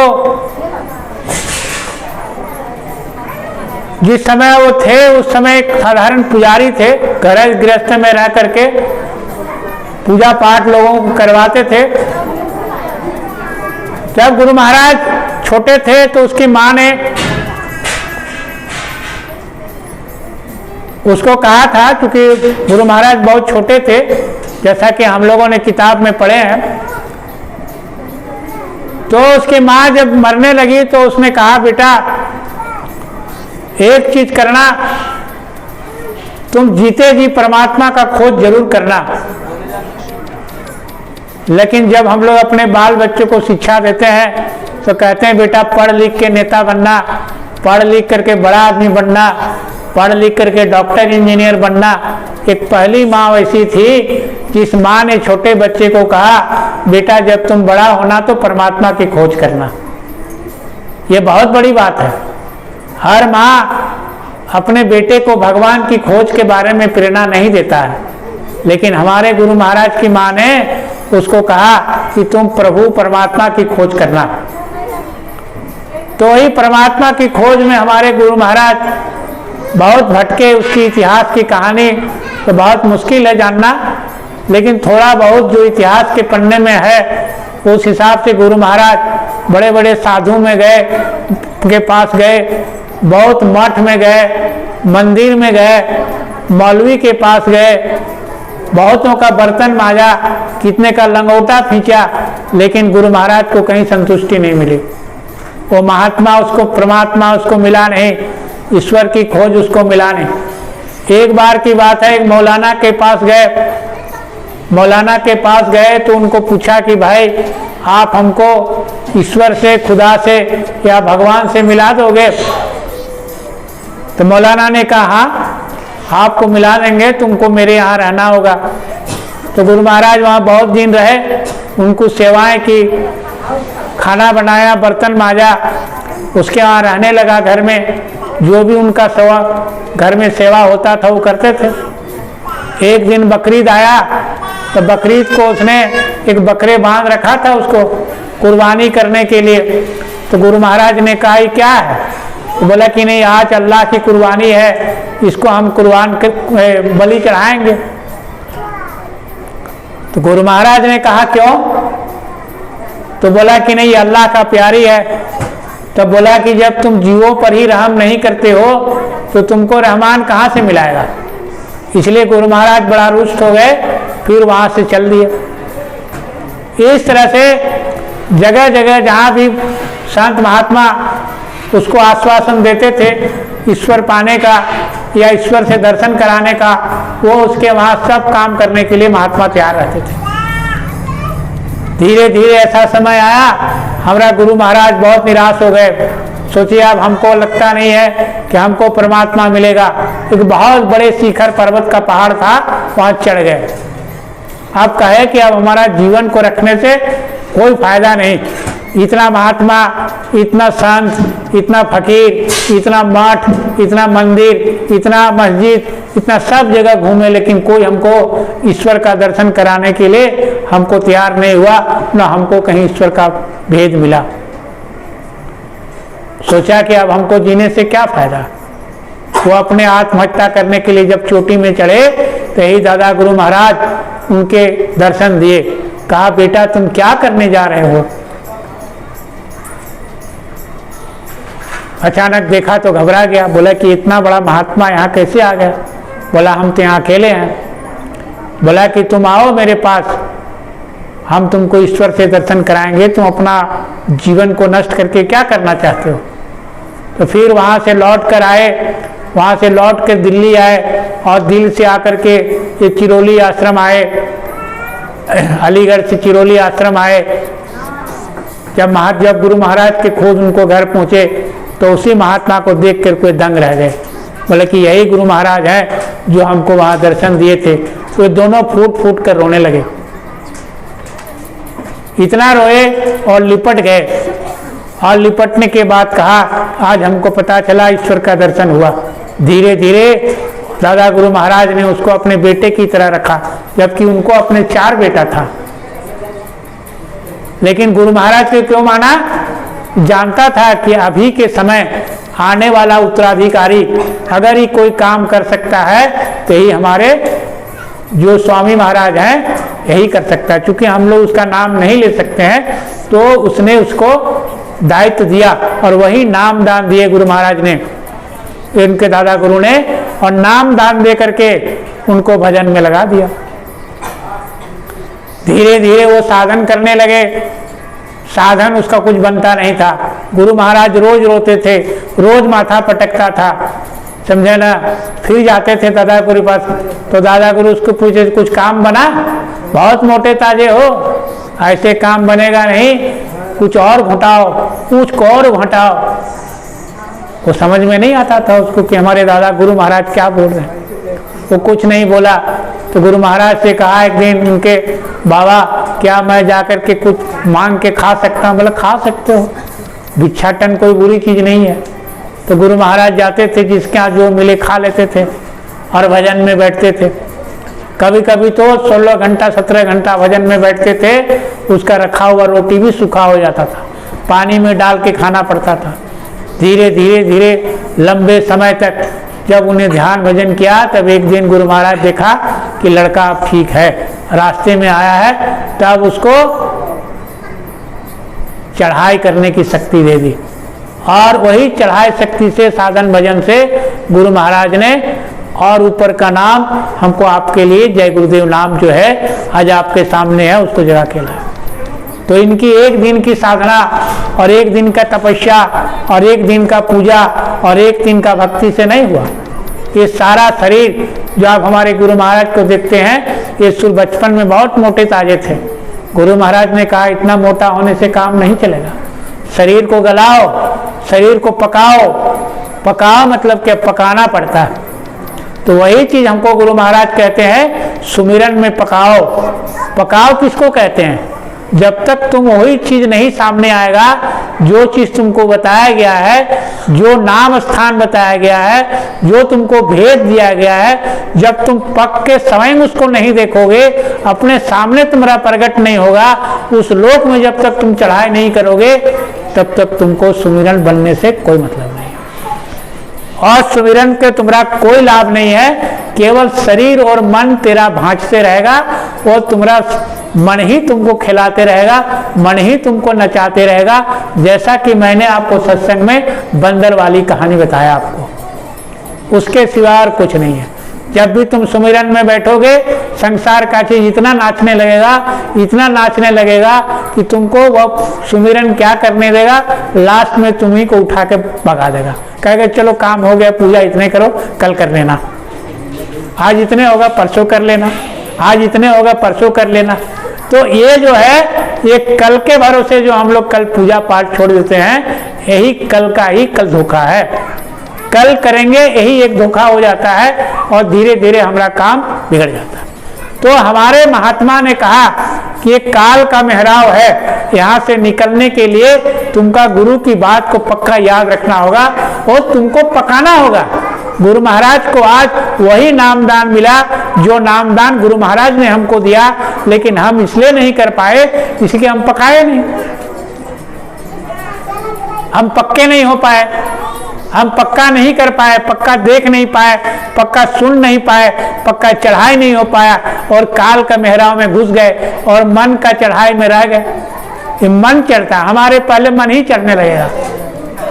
तो ये कहने का मतलब है प्रेमियों, ये नाम दान जो हमको आपको मिला ये बहुत कीमती चीज है। नाम का आधार बहुत कीमती चीज है, लेकिन जब हमको आपको पके तब, और नहीं पके तो केवल नाम है। जैसे तोता, एक बार एक महात्मा जी ने तोता रखा, कबूतर को रखा,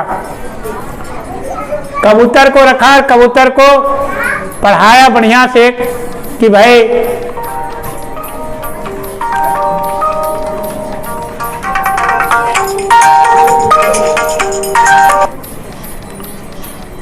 शिकारी आएगा, जाल बिछाएगा, जाल लोभ में फंसना नहीं। तो कबूतर पूरा रख लिया, बोला कि ठीक है कोई बात नहीं। उसके बाद जब छोड़ दिया तो एक बहेलिया आया और एक जाल को एक जगह बिछा दिया और बहुत सारे अनाज का दाना उसमें फेंक दिया।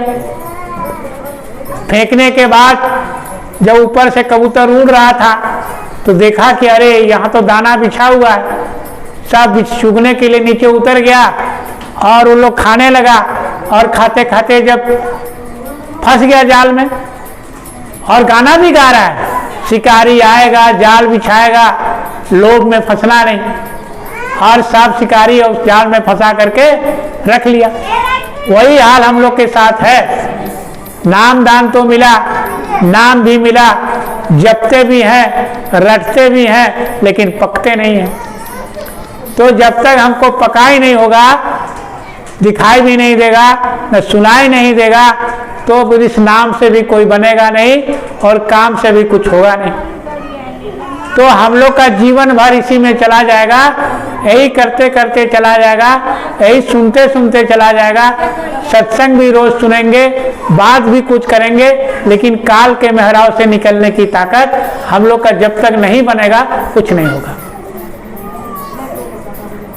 तो प्रेमियों, नाम का आधार हम लोग का बड़ा तो है, मिला भी बहुत बड़ा चीज। महात्मा कहते हैं कि दुनिया का सब धन एक तरफ रख दो, सारा संसार का जितना हीरा चौंधी महा धन दौलत जमीन जगह महल अटारी सब जितनी संपत्ति तुम्हारे पास है, पृथ्वी का खजाना से खजाना जो भी तुम देखते हो उसको एक तरफ रख दो, और ये नाम धन जिसको तुमने मिला है उसको एक तरफ रख दो, कोई बराबरी नहीं कर सकता। फिर भी हमारा खिंचाव किधर है? इस पृथ्वी के नाम धन के ऊपर है, धन दौलत के ऊपर है, नौकरी चाकरी के ऊपर है, व्यापार झंझट के ऊपर है, महल के ऊपर है। ये सारा चीज का खिंचाव मन का कहाँ है? इस संसार के भीतर है। तो गुरु महाराज का दिया हुआ नाम दान के ऊपर नहीं है, खिंचाव वहां नहीं जा सकता है, क्योंकि वो हम लोग कहाँ है? काल के मेहराव में है, काल के घेराव में है। और काल का घेराव को अगर छुटकारा पाना है तो आपको हमको ये नाम दान का जो आधार है, नाम का जो आधार है, इस आधार को पकाना होगा, तभी हमको आपको ऊपर जाने का रास्ता मिलेगा या काल का मेहराव से निकलने का रास्ता मिलेगा। क्योंकि पहला ही स्थान ऐसा है जहाँ से निकलना बहुत कठिन है। अगर पहला से दूसरा पहुँच गए वहाँ तो थोड़ा सरल हो जाएगा, उसके बाद तीसरा निकल गए और सरल हो जाएगा, चौथा में जाने के बाद तुमको फिर कोई दिक्कत नहीं है।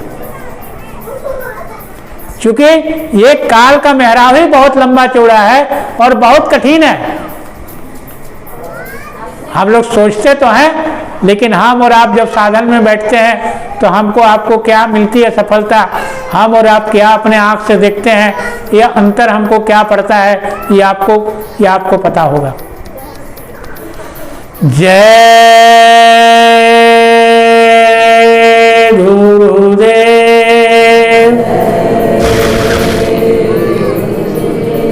जय गुरुदेव।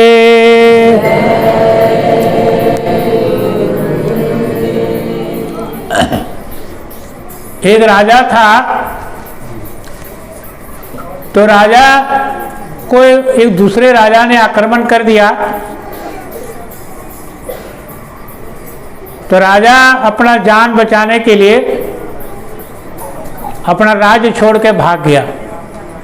कहा कि जान सबकी प्यारी होती है। तो राजा जान बचा के भागा और भागते भागते एक घनघोर जंगल में चला गया। वहाँ कोई आदमी नहीं था, 3-4 दिन तक अपना दौड़ते दौड़ते थक गया था। उसके पास कोई सेना तो था नहीं, कोई लाल लश्कर भी नहीं था। उसको भूख प्यास बहुत जर लगी, तो जंगल सुनसान था, वहाँ कोई था नहीं। इधर उधर राजा ने देखा कोई है नहीं, भूख भी बहुत लगी हुई है, प्यास भी बहुत लगा हुआ है। तब देखा एक लंगोटा वाला बाबा तपस्वी वहाँ बैठा हुआ था। उसको आभास हुआ कि यहाँ कोई न कोई तो होगा। तब उस साधु के पास जाकर के राजा ने कहा, महात्मा जी हमको कुछ पानी पिलाइए। तो महात्मा जी ने इशारा करके कहा, देखो सामने एक पेड़ है, उस पेड़ में जाकर के मांगोगे तो तुमको मिल जाएगा। राजा वैसे ही किया। राजा उस पेड़ के नीचे गया और बोला कि भाई हमको बहुत जोर प्यास लगी है, पानी पिला दो। जैसे सोच ही रहा था, उसको एक गिलास पानी लबालब, जैसे राजा अपने दरबार में पानी पीता है वैसे एक गिलास का भरा हुआ पानी उसको मिल गया। और प्यास बहुत जोर लगा हुआ था, गटागट पानी पी गया। पानी पीने के बाद उसको भूख लग गया, क्योंकि वो भूखा था बहुत दिन से, 3-4 दिन से भूखा था, खाया भी नहीं था। तो मन ही मन सोचने लगा, काश हमको अगर भोजन मिल जाता तो कितना अच्छा था।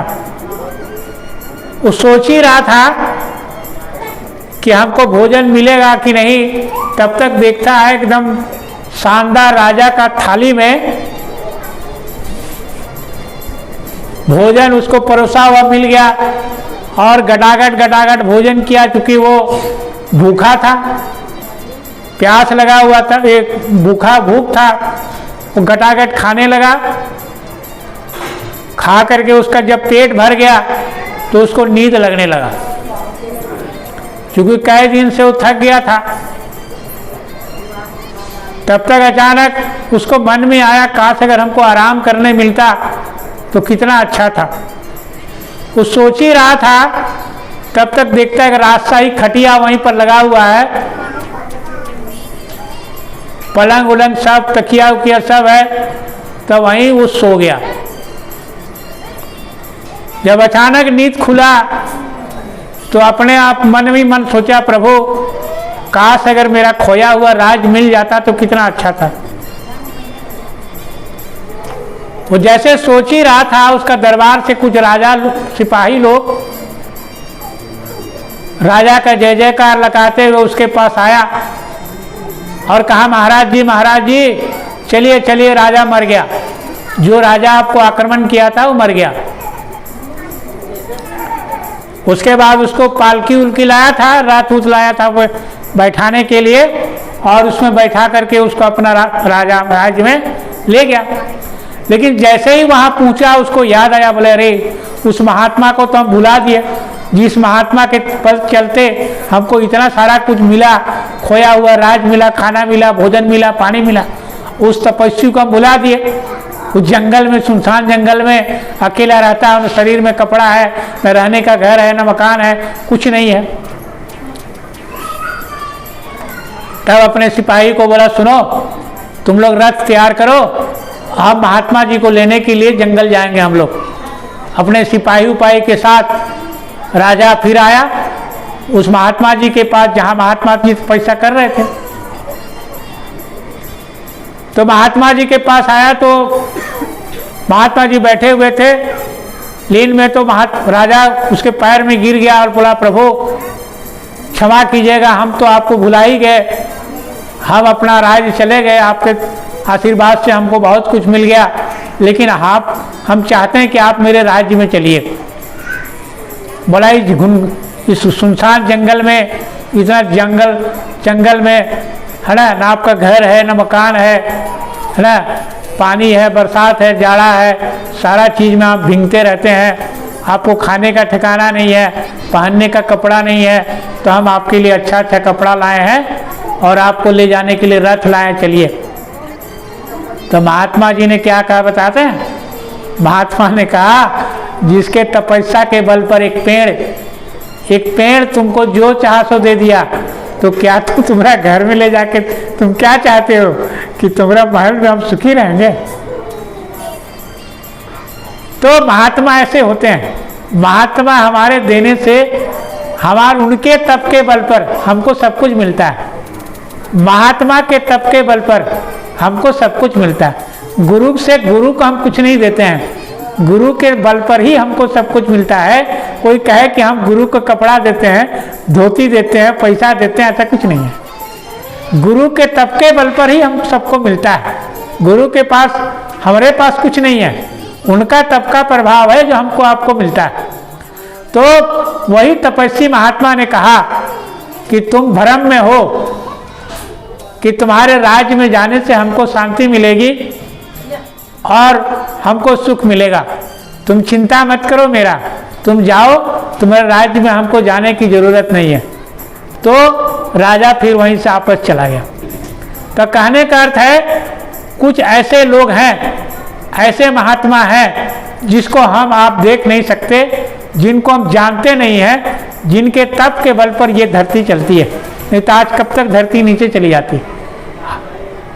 तो संत महात्मा गुप्त होते हैं जिसको हम और आप नहीं जान पाते हैं, और कुछ संत महात्मा जैसे मैंने आपको बताया प्रगट संत होते हैं, जैसे कि हमारे गुरु महाराज थे, प्रगट संत थे, जिन्होंने जीव को जगाया, वो गुरु के आदेश से जगाया।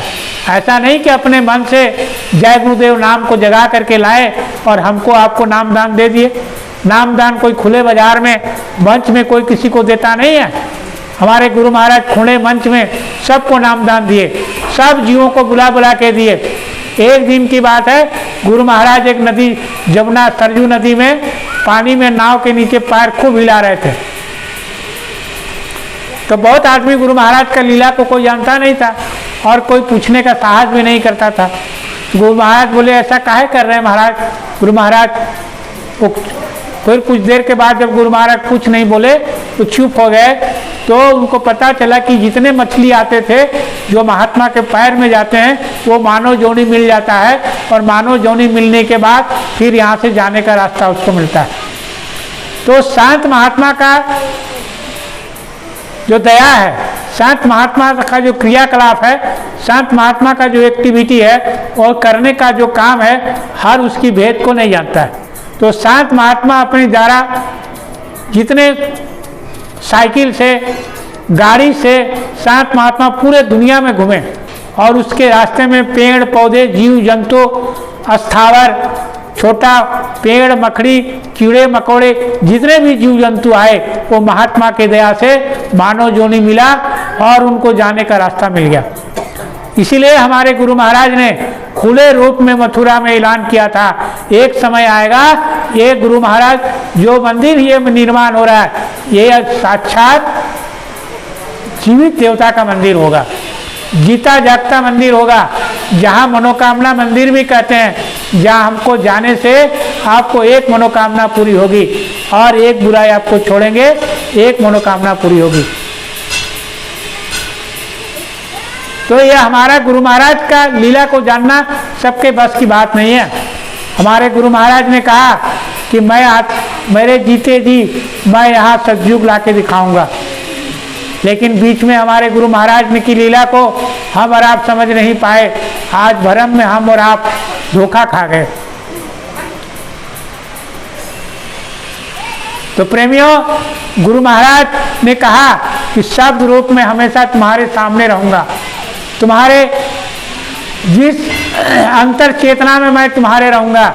नाम दान जिस दिन जीव को मिल जाता है, गुरु महाराज अंतर चेतना से दर्शन देता है। जब भी तुम साधना में बैठो, मेरी स्वरूप को तुम याद करो, मेरे रूप को तुम याद करो, मेरी आंखों की तरफ मेरा देखो, मैं तुमको दर्शन दूंगा और तुमने जो भी तुम्हारी बातें होगी मैं तुमसे बात करूंगा। लेकिन तुम्हारा साधन भजन तो बने नहीं, तुम उसको देख कहाँ से पाओगे? तुम्हारे चेतन जीवात्मा काल के मेहराव ने घेर दिया और मन के माया की डोर में बांध करके चारों तरफ भटकने लगा। आज जीव का स्थिति बड़ा बिखराव हो गया। गुरु महाराज ने ये भी कहा था कि आने वाले समय ऐसा आएगा कि जीव भटक सकते हैं। ये लीला है, काल का मेहराव है। यह काल कब किसको धोखा देता है कोई जानता नहीं है। आज वही स्थिति हम लोग के सामने खड़ा है। हम लोग सोचते हैं हम अच्छे हैं, फल्ला बुरा है। भगवान ने हमको आपको आँख ऐसा जगह दिया कि दूसरे को तो देख सकते हैं, लेकिन हम अपने आप को नहीं देख सकते। अगर आदमी का दर्पण नहीं होता तो जीवन भर अपना चेहरा कभी नहीं देखता। उसी तरह से आज आदमी जीवन भर बिना दर्पण का कोई देख नहीं सकता। इसीलिए प्रेमियों, अभी समय काल का बड़ा गुमराह समय है, बहुत खतरनाक समय है। इसलिए अभी आप बच के रहिए। अगर गुरु महाराज का सच्चा भक्त है तो आपको गुरु महाराज के पीछे ध्यान देना होगा। अंतरात्मा अंतर ध्यान में उसकी चेतन स्वरूप में दर्शन करके उससे पूछो कि हम कहाँ हैं और किस रूप में कहाँ खड़े हैं, आपको बता देंगे। लेकिन गुरु महाराज को अगर तुमने भूल दिया, साधन भजन छोड़ दिया, सुमिरन ध्यान छोड़ दिया और काल के मेहराव में पटका गया, तो फिर तुमको कभी रास्ता नहीं मिलेगा। फिर कितना जन्म तुमको आना पड़ेगा, कितना बार तुमको यहाँ लेना पड़ेगा, इसका कोई तुमको बता नहीं सकता। ये सत्संग में इसलिए ये बात बताना पड़ा कि अभी समय बहुत खराब समय है। काल का जाल चारों तरफ बिखराव हो गया है। संसार में बहुत स्थिति बहुत खराब है, परिवर्तन का समय है। गुरु महाराज ने कहा था देश देश में लड़ाई होगा। जितने हथियार, बम बारूद, एटम बम बड़े हैं, ये सारे दुनिया के लोग एक दूसरे के लिए हथियार छोड़ेंगे। एक दूसरे आदमी में प्रेम खत्म हो जाएगा, आदमी में मोहब्बत खत्म हो जाएगी। धर्म के अंदर लड़ाई होगा, जीव की हत्या करने लगेगा, आदमी में प्रेम नष्ट हो जाएगा, घर में प्रेम खत्म हो जाएगा। इस तरह से संसार में एक बहुत बड़ा विकराल बिखराव आएगा जो देखने लायक नहीं होगा। तो ये जो हिंसा दुनिया में होगा, ये हिंसा एक परिवर्तन का काल का जाल है। यही हिंसा के द्वारा परिवर्तन होगा और काल ये पूरा दुनिया में एक बहुत बड़ा बदलाव लाएगा, जिसको कहते हैं हम लोग सृष्टि का विनाश। ये सृष्टि का विनाश कोई सत्पुरुष लोग नहीं करते। सृष्टि का विनाश यहाँ का काल जो मालिक है, मैंने जैसे आपको बताया 1 लाख जीव को रोज भूंज के खाता है वो 1 मिनट में। अब बताइए, ये उसको खाने का आहारी जीव है, तो यहाँ से जीव क्यों जाने देगा? वो तो चाहेगा जितना जीव यहाँ रहे, मेरे अंडर में रहे, उतना ही हमारे लिए आहार होगा। इसलिए सृष्टि का खेल, जीवन में सृष्टि का खेल और जीव का रचना, ये सारा भेद काल के हाथ में है। जीव का भेद महात्मा के पास है और सृष्टि का भेद काल के पास। ये काल का रचना है और सृष्टि का जो जीव है, ये संत महात्मा का है। इसलिए संत महात्मा हमको आपको लेने तो आते हैं, लेकिन काल का मेहराव से उनकी बात को साथ चमत्कार करना, उसकी बात पा नहीं है। आपको एक ही बात पहले बताए थे कि काल पुरुष ने एक ही वरदान मांगा था, 3 वरदान मांगा था। पहला वरदान यही मांगा कि जीव को ये ज्ञान नहीं होना चाहिए कि हम कहाँ से आए हैं और मरने के बाद कहाँ जाएंगे। और तीसरा, काल पुरुष ने भी वरदान मांगा कि प्रभु जब भी आप यहाँ आए, कोई चमत्कार इन जीव को नहीं दिखाएंगे और ये नहीं बताएंगे कि हम वही हैं जो वहाँ से हम आए। लेकिन फिर भी हमारे महात्मा बताते हैं कि हम वही आए, वही देश से जहाँ तुम्हारो धाम, तुमको ले जाना एक लक्ष्य हमारा काम। लेकिन हम उनको जाने तब तो, हम उनको समझें तब तो, हम उनको पहचाने तब तो। आज तक हमको आपको समझ में नहीं आया कि हमारे महात्मा कौन हैं, हम उनको कैसे माने, कैसे देखें, कैसे समझें। जब हमको अपने अंतर ज्ञान नहीं है तो फिर दूसरे को समझाने से क्या मिलेगा? प्रेमियों, ये बड़ा विकराल समय है।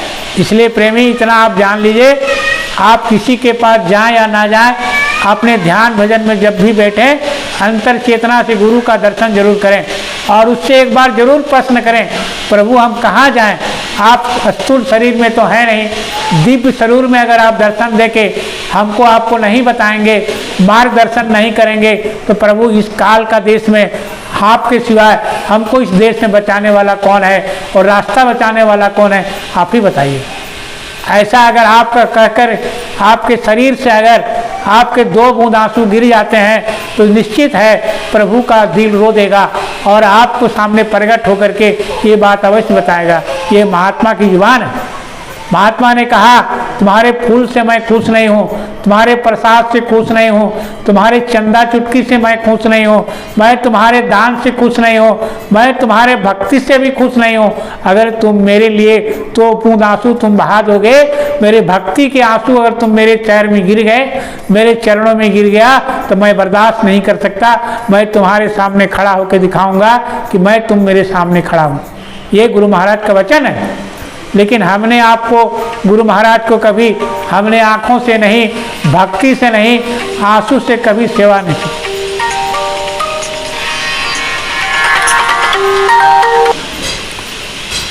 जय गुरुदेव।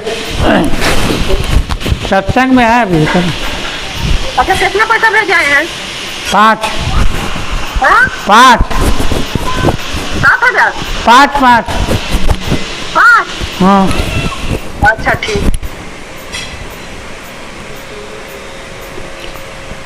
जय गुरुदेव।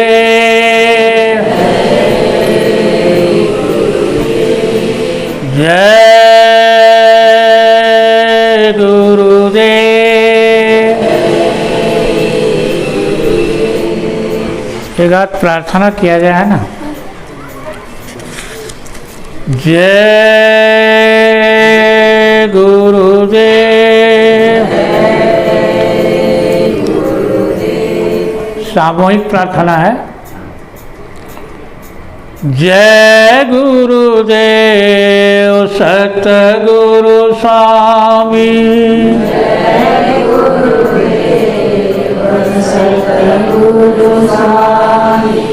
चरणों में सत्य कोटि प्रणाम। चरणों में सत्य कोटि प्रणाम। ऐसी दया करें स्वामी जी। दया करे स्वामी जी। विरह तड़प उपजे। विरह तड़प उपजे। गुरु जी अंतर दीप जले। गुरु जी अंतर दीप जले। विरह नैनों से टपके। नैनों से टपके। हृदय कसक कसके। हृदय कसक कसके। बैठत उठत प्रेम रस डूबो। बैठत उठत प्रेम रस डूबो। ध्यान नहीं बिसरे। ध्यान नहीं बिसरे। गुरु जी अविरल भक्ति जगे। गुरु जी अविरल भक्ति जगे। गुरु जी अंतर दीप जले। गुरु जी अंतर दीप जले। सुमिरन साधन भजन बने नित। सुमिरन साधन भजन बने नित। सुमिरन साधन भजन बने नित। सुमिरन साधन भजन बने नित। घंटा शंख बजे। घंटा शंख बजे। दिव्य ज्योतिर्मय रूप निहारो। दिव्य ज्योतिमय रूप निहारो। चरण कमल प्रगटे।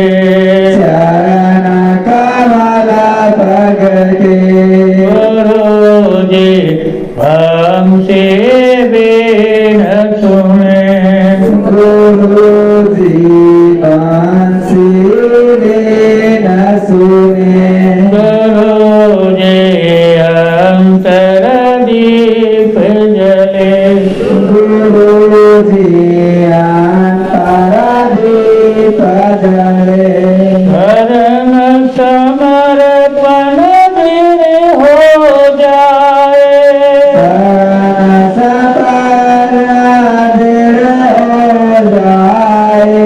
भवनिधि पार करे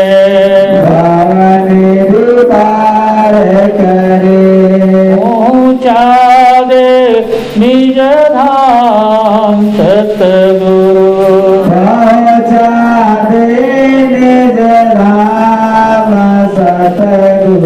बंधन सभी कटे गुरु जी आवागम न मिटे गुरु जी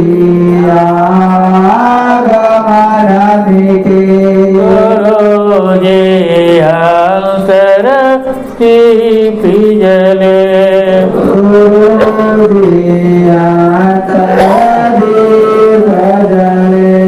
नहीं जानता अगमयनादि